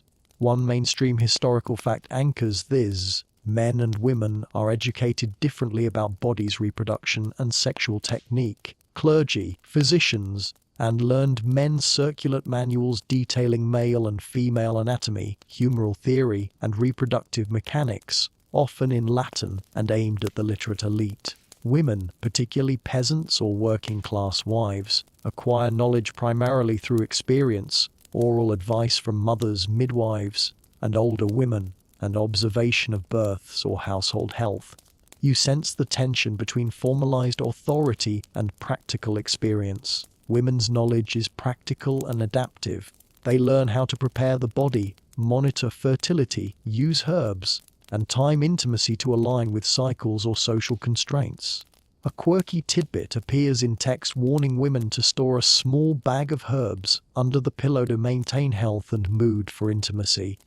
Combining superstition, practical care, and belief in natural medicine, historians still argue how standardized such practices were across regions or classes. Men's knowledge is often theoretical, focusing on anatomy, humors, and performance. They are warned against excess, instructed in positions conducive to conception, and encouraged to maintain vigor, diet, and exercise. However, first-hand guidance is rare. Practical understanding often comes only through trial and error, observation, or word of mouth. One light, modern aside drifts in. Medieval sex ed probably felt like reading chemistry texts without ever touching a lab. Authority is contested in court and household alike. Midwives may challenge physicians when it comes to birth, herbal remedies, or female sexual health, creating zones of expertise women control. Men may defer to older female relatives for practical knowledge, especially regarding hygiene, fertility, and ritual. You notice the quiet power dynamics as knowledge equals influence, and managing intimacy often relies on reading both body and social cues accurately. Historians still argue whether this division of knowledge empowered women or simply maintained subtle hierarchies. Children are socialized into these systems early. Young girls learn about menstruation, childbirth, and household management. Boys learn about sexual performance, inheritance, and moral expectations. Instruction is often indirect, wrapped in fables, advice, or religious narrative. A fringe tidbit arises in medieval moralistic poetry cautioning young men against overexcitement lest they damage their seed, illustrating how humor, fear, and instruction combine to shape knowledge. Secrecy and discretion are central. Knowledge about fertility, pleasure, and technique circulates quietly because public acknowledgement risks moral condemnation. You imagine whispered conversations, discreet demonstrations, and shared confidences forming a hidden curriculum of sexuality. One light joke floats in medieval gossip doubles as practical research. Everyone learns something, whether they intend to or not. Humor again plays a role in learning.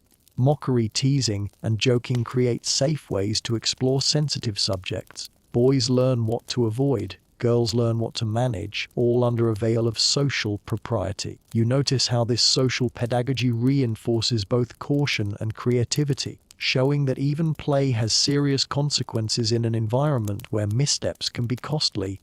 Ultimately, knowledge about intimacy is never complete, uniform, or uncontested. It is negotiated daily through observation, advice, ritual, humor, and necessity. Both men and women navigate a landscape of partial understanding, balancing instinct, instruction, and improvisation. As night continues its quiet descent, you feel that medieval sexual knowledge is simultaneously practical, precarious, and deeply human. Desire is shaped not only by bodies and rules, but by what people know, or think they know, about each other.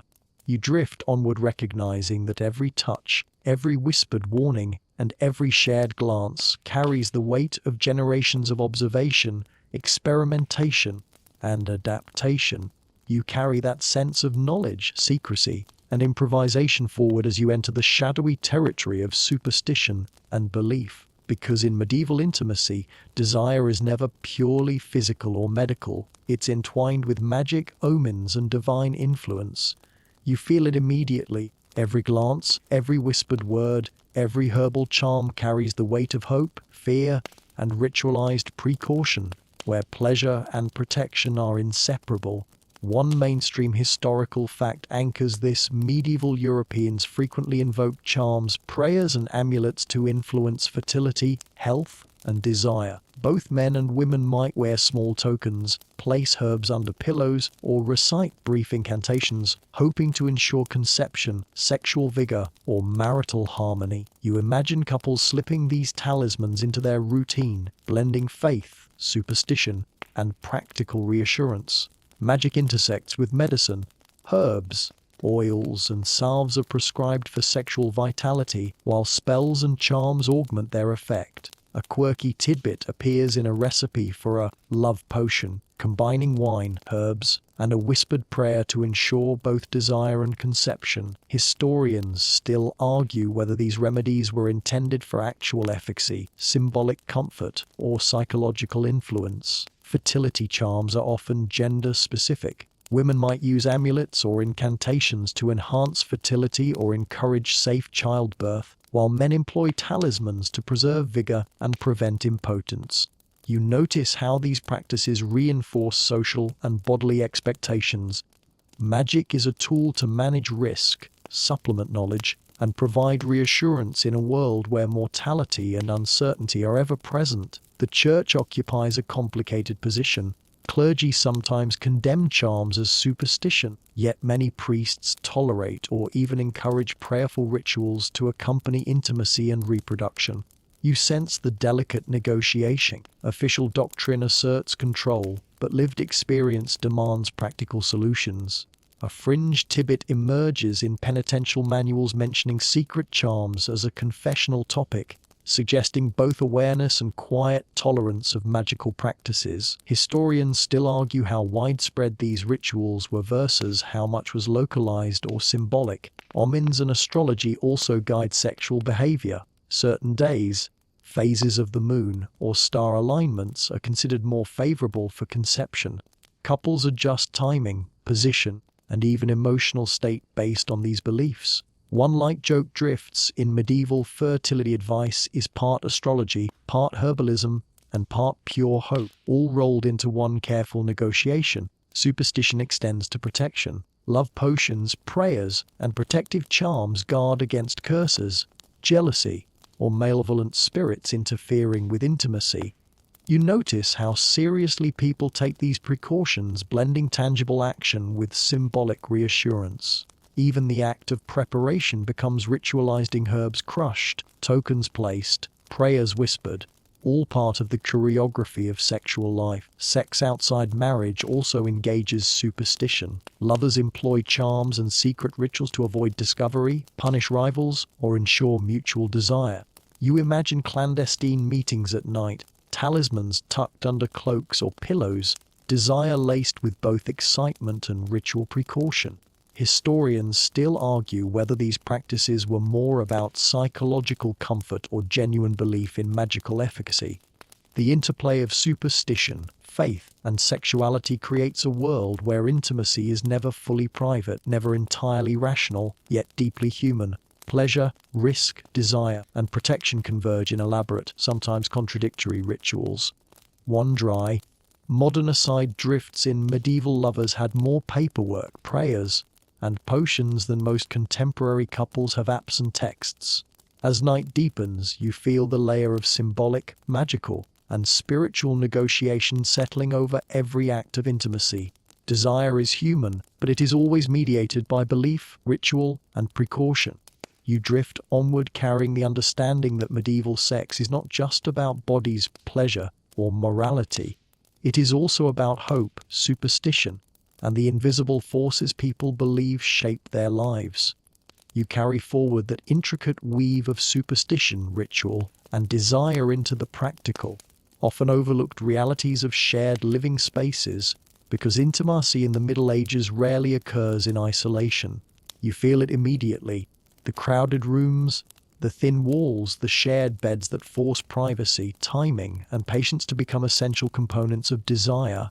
Bodies, smells, and sounds all collide, and the art of negotiation extends far beyond conversation or consent.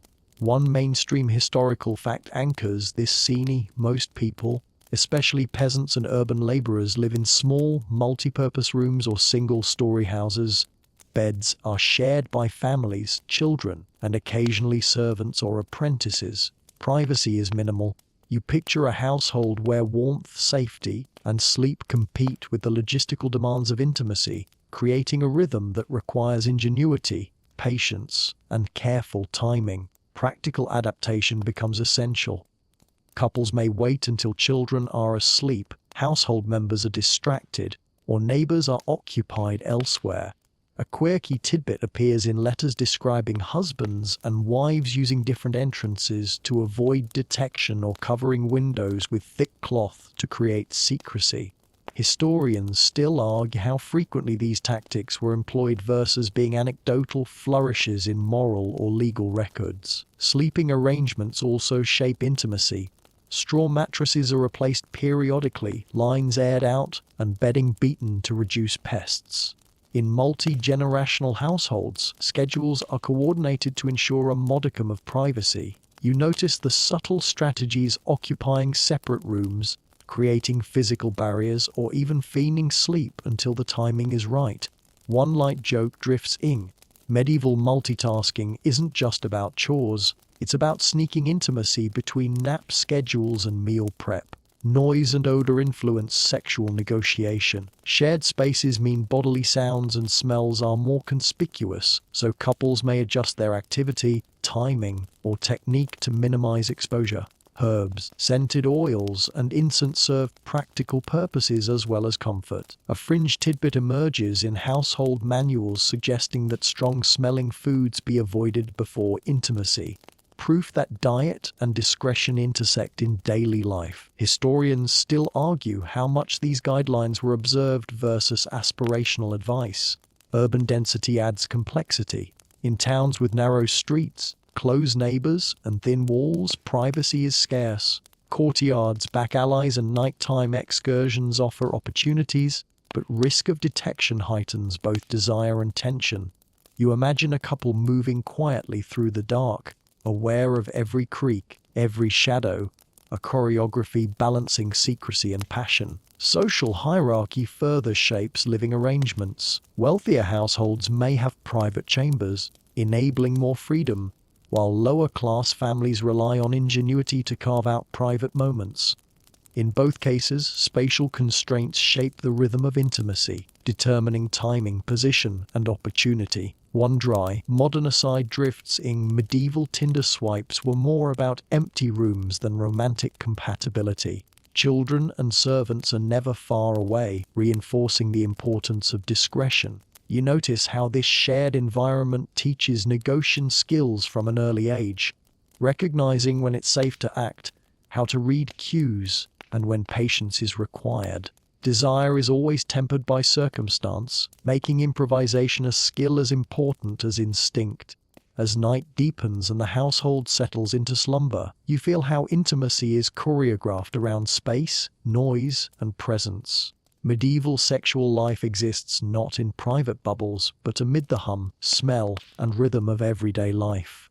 You drift onward understanding that every whispered touch, strategic pause, and careful gesture is informed by the physical realities of living together in a world where rooms are crowded, walls are thin, and privacy is earned.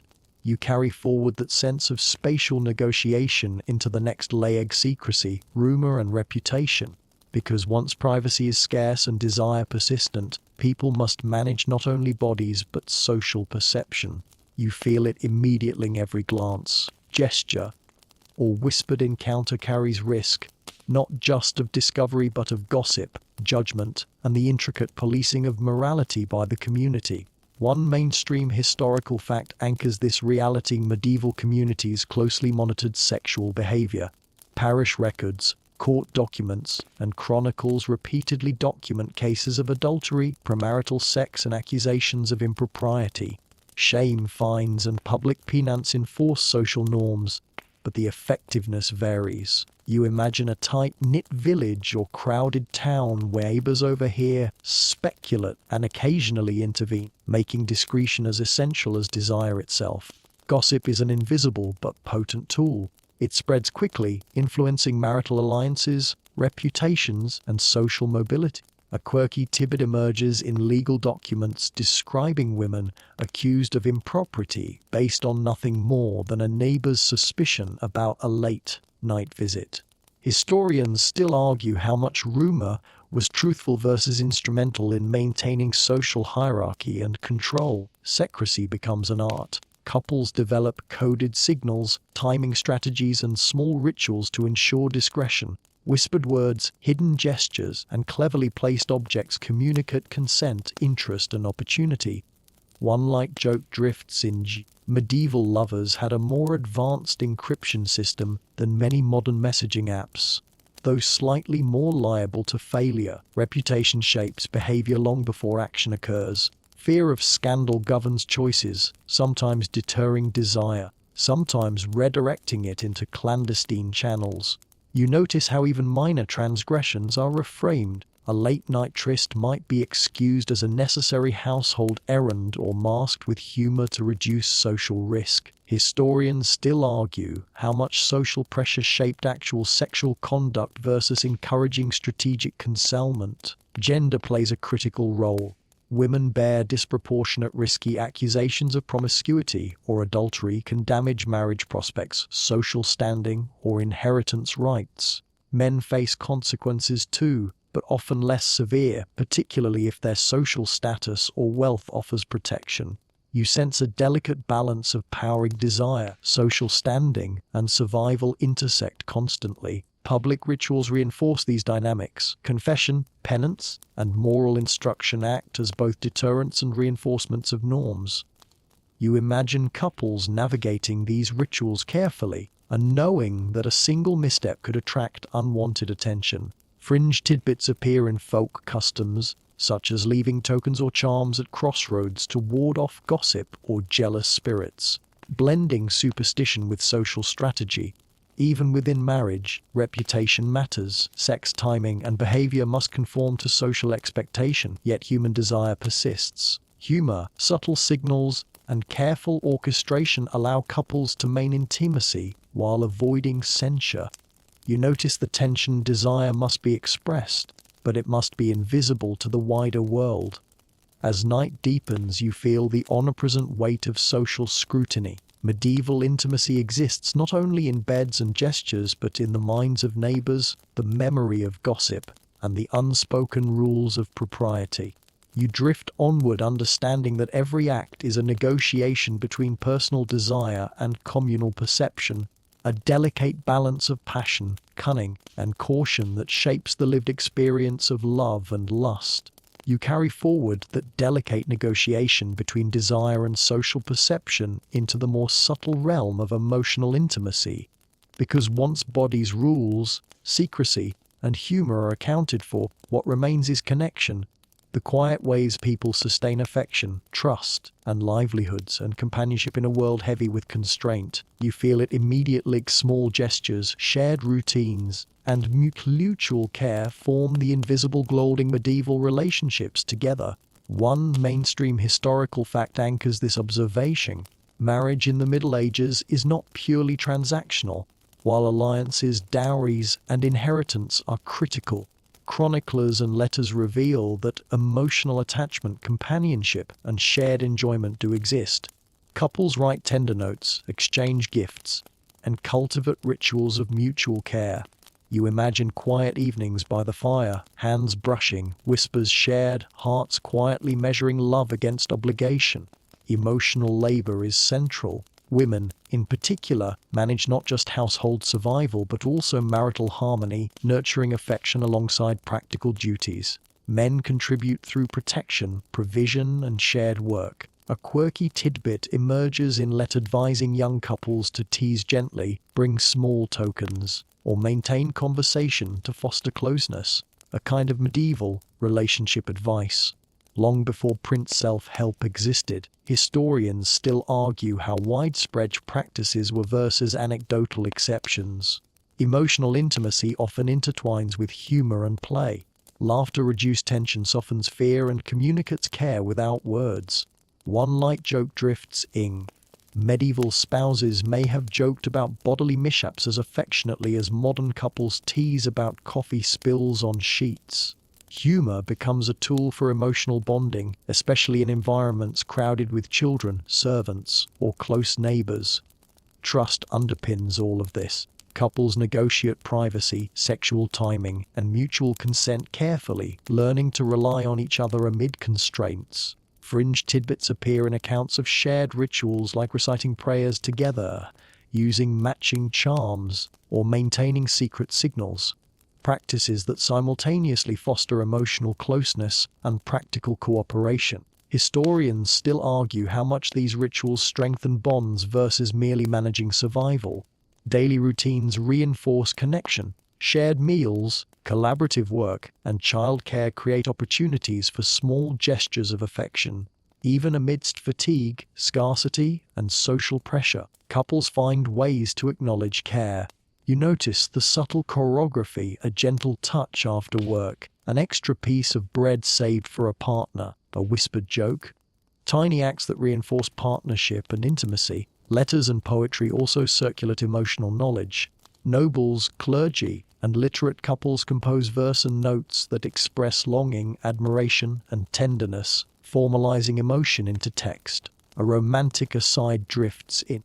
The medieval text message might be a carefully worded line of verse, intended to convey desire and connection while remaining socially appropriate. Children complicate but also enhance emotional intimacy. Parents negotiate affection discreetly, modeling care while maintaining boundaries. Emotional intimacy extends beyond the couple to encompass family, creating a web of attachment and trust that sustains households against physical and social uncertainty. As night deepens, you sense the quiet, enduring power of these emotional bonds. Medieval intimacy is not only bodily, moral, or social. It is profoundly relational, built on trust, shared labor, humor, and subtle affection. You drift onward understanding that even under constraint, people find ways to connect, nurture, and sustain each other, weaving emotional intimacy into the very fabric of daily life. You carry forward that sense of emotional intimacy into the subtler layer of desire, fantasy, and imagination because once affection, humor, and ritual are in place, people's minds begin to wander into private landscapes that no moral code or crowded room can fully control.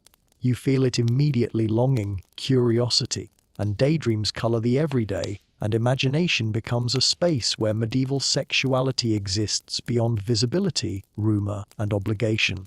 One mainstream historical fact anchors this medieval literature, from courtly love poetry to fabliacs, frequently explores unconsummated longing, desire at a distance, and playful sexual intrigue. Even texts intended for instruction or moral teaching include vivid depictions of attraction, fantasy, and flirtation. You imagine individuals reading, listening, or reciting these stories, letting their minds explore scenarios that social rules forbid in practice. Fantasy is often structured by social norms. Lovers may imagine distant or idealized partners, ethical transgression, or carefully choreographed seduction within boundaries. A quirky tidbit appears in manuscripts describing love letters with coded language, suggestive drawings, or acrostic poems, an imaginative playground constrained by discretion and literacy. Historians still argue how much these fantasies reflect lived experience versus literary convention. Dreams carry similar weight. People interpret nocturnal visions as messages of desire, fertility, or divine will. A woman dreaming of a husband or secret lover might read it as a positive omen, a warning, or simply a reflection of longing. One light, modern aside drifts in. It's like a medieval Instagram feed of dreams, full of coded messages and moral commentary. Imagination is also educational. Young people learn about bodies, courtship, and technique through stories, song, and poetry long before first-hand experience. The mind rehearses scenarios, anticipates responses, and refines desire. Fringe tidbits appear in advice manuals encouraging visualization of proper technique, moral control, or harmonious interaction as a preparatory tool. Historians still argue how serious these exercises were practiced versus being rhetorical flourishes. Private mental life compensates for public constraint. Crowded households, church oversight, and social surveillance limit physical exploration, so fantasy becomes a space of autonomy. People create mental narratives of desire, role play, and pleasure that satisfy curiosity without risk. You notice the subtle power here. Imagination allows intimacy to exist even where bodies cannot. Erotic humor and playful teasing extend into imagination. People embellish encounters, exaggerate desire, and reinterpret gestures to amuse themselves or refine understanding of attraction. One dry, modern aside drifts in. Medieval minds were running fantasy simulations long before VR made it obvious. Even married couples cultivate imagination to sustain desire. Letters, poetry, and shared storytelling reinforce emotional and sexual connection, providing mental stimulation when physical opportunities are scarce. The mind becomes a parallel bedroom where curiosity, longing, and creativity thrive. As night deepens, you feel the quiet potency of fantasy. Medieval intimacy is not only action, ritual, or constraint. It is thought, dream, and imagination, a private theater where desire can play freely. You drift onward recognizing that the human mind, even in crowded rooms and strict social orders, finds a way to explore longing, pleasure, and connection, sustaining intimacy when bodies, time, or circumstance cannot. You carry forward that sense of imagination and longing into the tangible reality of marital and reproductive strategy, because in medieval intimacy, desire, duty, and survival are inseparable.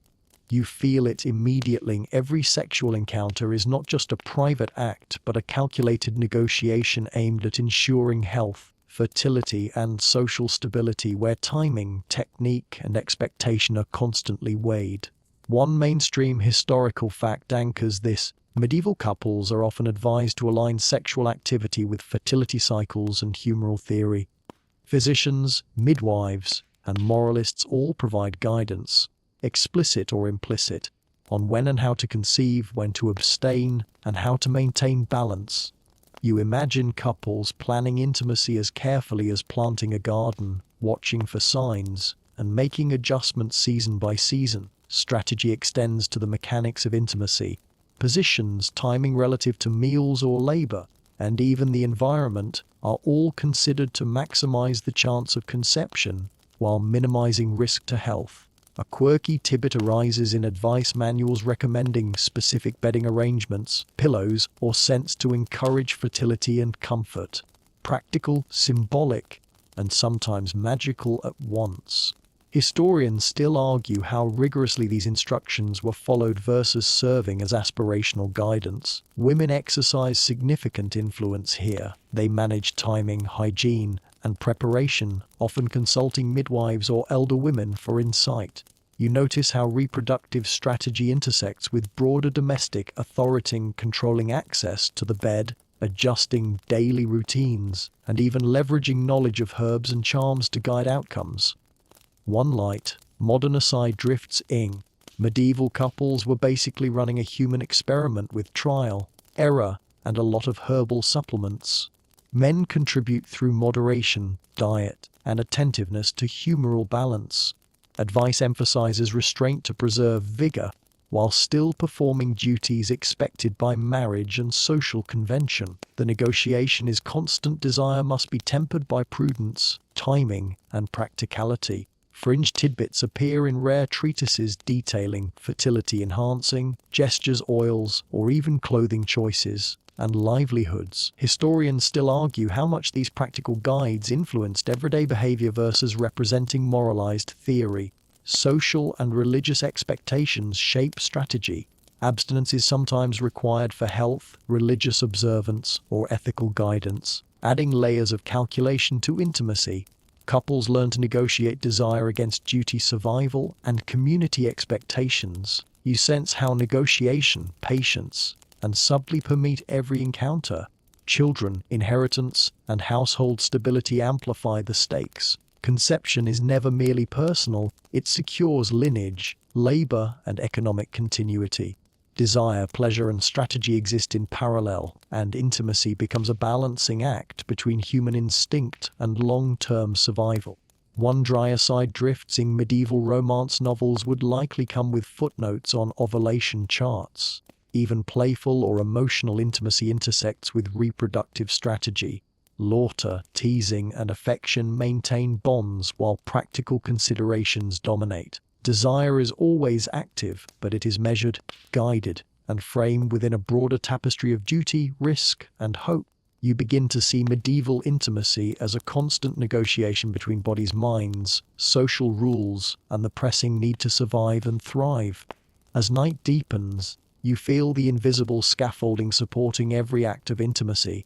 Medieval sex is not random, it is deliberate, contextualized, and entwined with survival. You drift onward recognizing that pleasure, desire, and affection exist alongside strategy, ritual, and expectation, forming a complex, human system that balances instinct with circumstance. You carry forward that careful balance of desire, strategy, and survival into the final stretches of medieval intimacy, aging, decline, and the shifting priorities of the later years. Because once youth, fertility, and the bulk of daily labor have passed, sexual behavior and the meaning of intimacy transforms. You feel it immediately. The body changes, energy wanes, and priorities shift from performance and reproduction toward companionship, memory, and sustaining connection. One mainstream historical fact anchors this: medieval sources, including advice manuals and medical texts, acknowledge that libido diminishes with age. Men are warned that overexertion in later years risks serious illness, while women's fertility naturally declines, altering both expectation and opportunity. You imagine couples adjusting their routines. Less urgency, more attention to comfort, communication, and emotional sustenance. Physical decline changes strategy. Older couples may rely on gentler positions, reduced frequency, or herbal aids to maintain intimacy. A quirky tidbit appears in manuscripts recommending warming oils, pillows, or soft blankets to counter diminished vigor and discomfort. Historians still argue whether these remedies were widespread or reserved for the elite, though the concern for comfort is universal. Emotional intimacy grows in importance. Laughter, storytelling, gentle teasing, and shared memories often replace the urgency of reproduction or experimentation. You notice how the playful, symbolic, and ritualized practices from earlier life now reinforce companionship.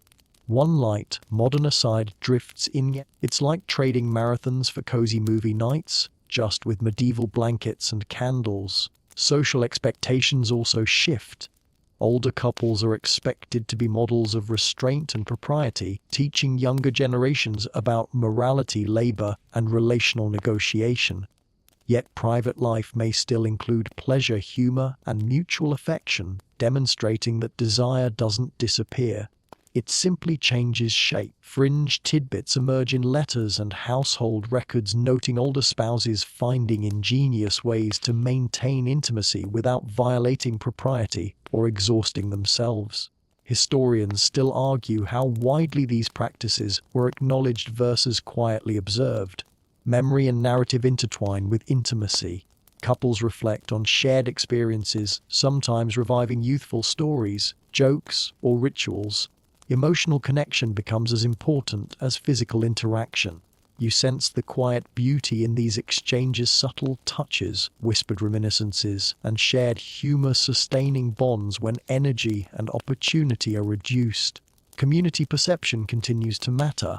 Older adults navigate their households carefully, balancing intimacy with social expectations. Discretion, humor, and tact remain relevant, even if urgency has faded. You notice the continuating the same social, moral, and practical frameworks that governed youth still shape behavior, but they are softened by experience, trust, and familiarity. Religion and spirituality also inform late-life intimacy. Prayer, reflection, and shared rituals become intertwined with affection, providing emotional and symbolic satisfaction alongside physical closeness. Desire is acknowledged but integrated into broader patterns of care, reflection, and companionship. As night deepens, you feel the elegance of this stage. Medieval intimacy evolves with the body and the household, adapting to shifting needs, energies, and priorities. You drift onward understanding that desire persists, but it is tempered by experience, wisdom, and the long arc of partnership. Pleasure and livelihoods, connection and ritual continue, subtle but enduring, marking the final chapters of intimate life with the same humanity, humor, and negotiation that carried it from the very beginning. You carry forward all the layers: ritual humor, desire, strategy, secrecy, imagination, and emotional intimacy into the final tapestry, the culmination of medieval sexual life as a lived human experience. Because when you step back, you see that intimacy is not simply about mechanics, morality, or reproduction. It is a continuous negotiation between bodies, minds, communities, and belief systems. You feel it immediately. Every glance, gesture, ritual, and thought is a thread in a complex human web. One mainstream historical fact underscores this: medieval sexual life spans every social stratum, from peasant cottages to royal chambers. Court records, household accounts, medical treatises, and personal letters collectively illustrate that intimacy is deeply practical, emotionally rich, socially regulated, and morally framed. You imagine the daily choreography, couples balancing desire, timing, household labor, and social expectation, often with ingenuity and humor. Pleasure, surprisingly, persists through every stage. From youthful experimentation to mature companionship, people find ways to enjoy connection, even amid risk, duty, or exhaustion. A quirky tidbit emerges in advice manuals suggesting subtle rituals, herbs, humor, scent, or whispered jokes to maintain warmth and closeness, blending science, superstition, and humanity. Historians still argue which elements were widely practiced versus aspirational, but the intention is clear and human desire adapts and persists. Imagination and fantasy remain ever present, even in crowded rooms, under strict moral codes, or amid social scrutiny. The mind provides a space where longing, curiosity, and playful desire flourish. Letters, poems, dreams, and daydreams serve as mental spaces for erotic exploration, reflection, and emotional rehearsal. One light joke drifts in: medieval people were running elaborate simulations in their head centuries before VR made it obvious. Social dynamics, humor, and ritual continue to mediate behavior. Shared jokes, teasing gestures, and signaling maintain discretion, consent, and pleasure, while also reinforcing bonds and sustaining trust. The domestic environment, crowded, noisy, and shared, shapes intimacy, requiring negotiation, patience, and creativity at every stage. Fringe tidbits emerge in records of secretive communication, symbolic tokens, or timing strategies, highlighting the inventive ways people navigate constraint. Historians still argue how much these practices were normative versus exceptional. Religion and morality permeate all levels of sexual life. Couples balance obligation with desire, sin with necessity, ritual with pleasure, and belief with practice. Intimacy exists in the interplay of human instinct, spiritual aspiration, and social expectation, never isolated, never simple, yet profoundly human. As night deepens, you feel the weight and wonder of it all. Medieval intimacy is messy, inventive, constrained, playful, fearful, humorous, and deeply relational. Desire persists, adapts, and intertwines with daily life, creating a rhythm that sustains individuals, families, and communities. You drift onward, carrying the sense that what appears at first glance as rigid, moralistic, or chaotic is in fact a rich, negotiated, and entirely human experience, where love, longing, laughter, and survival meet. The night stretches quietly around you, softening every detail you've explored. You feel the tension of rules, rituals, desire, and humor gradually dissolve, leaving only the gentle pulse of human connection. Bodies, minds, and imagination have danced together, weaving stories of laughter, longing, and subtle negotiation. You notice the rhythm of lives lived within constraints but filled with creativity, warmth, and tenderness. Even when crowded rooms, social scrutiny, or moral expectation shaped behavior, people found ways to express care, curiosity, and pleasure, quietly making intimacy their own. You imagine the small gestures that endure, whispered jokes, shared warmth, secret glances, and tender reassurance. The clutter of crowded beds, herbal charms, and ritualized routines fades into memory, replaced by the soft recognition that human desire is adaptable, persistent, and profoundly relational. Even in worlds that demand moderation and vigilance, laughter, affection, and imagination slip through, the carrying intimacy beyond mere survival. The night deepens further, slowing your thoughts. You sense the echo of centuries of experience, every couple navigating bodies, moods, superstition, and social expectation, discovering joy, negotiating risk, and sustaining companionship. Desire is no longer urgent. It becomes gentle, reflective, and enduring. You carry the quiet wonder of the past with you, understanding how humanity shapes, softens, and celebrates intimacy across time.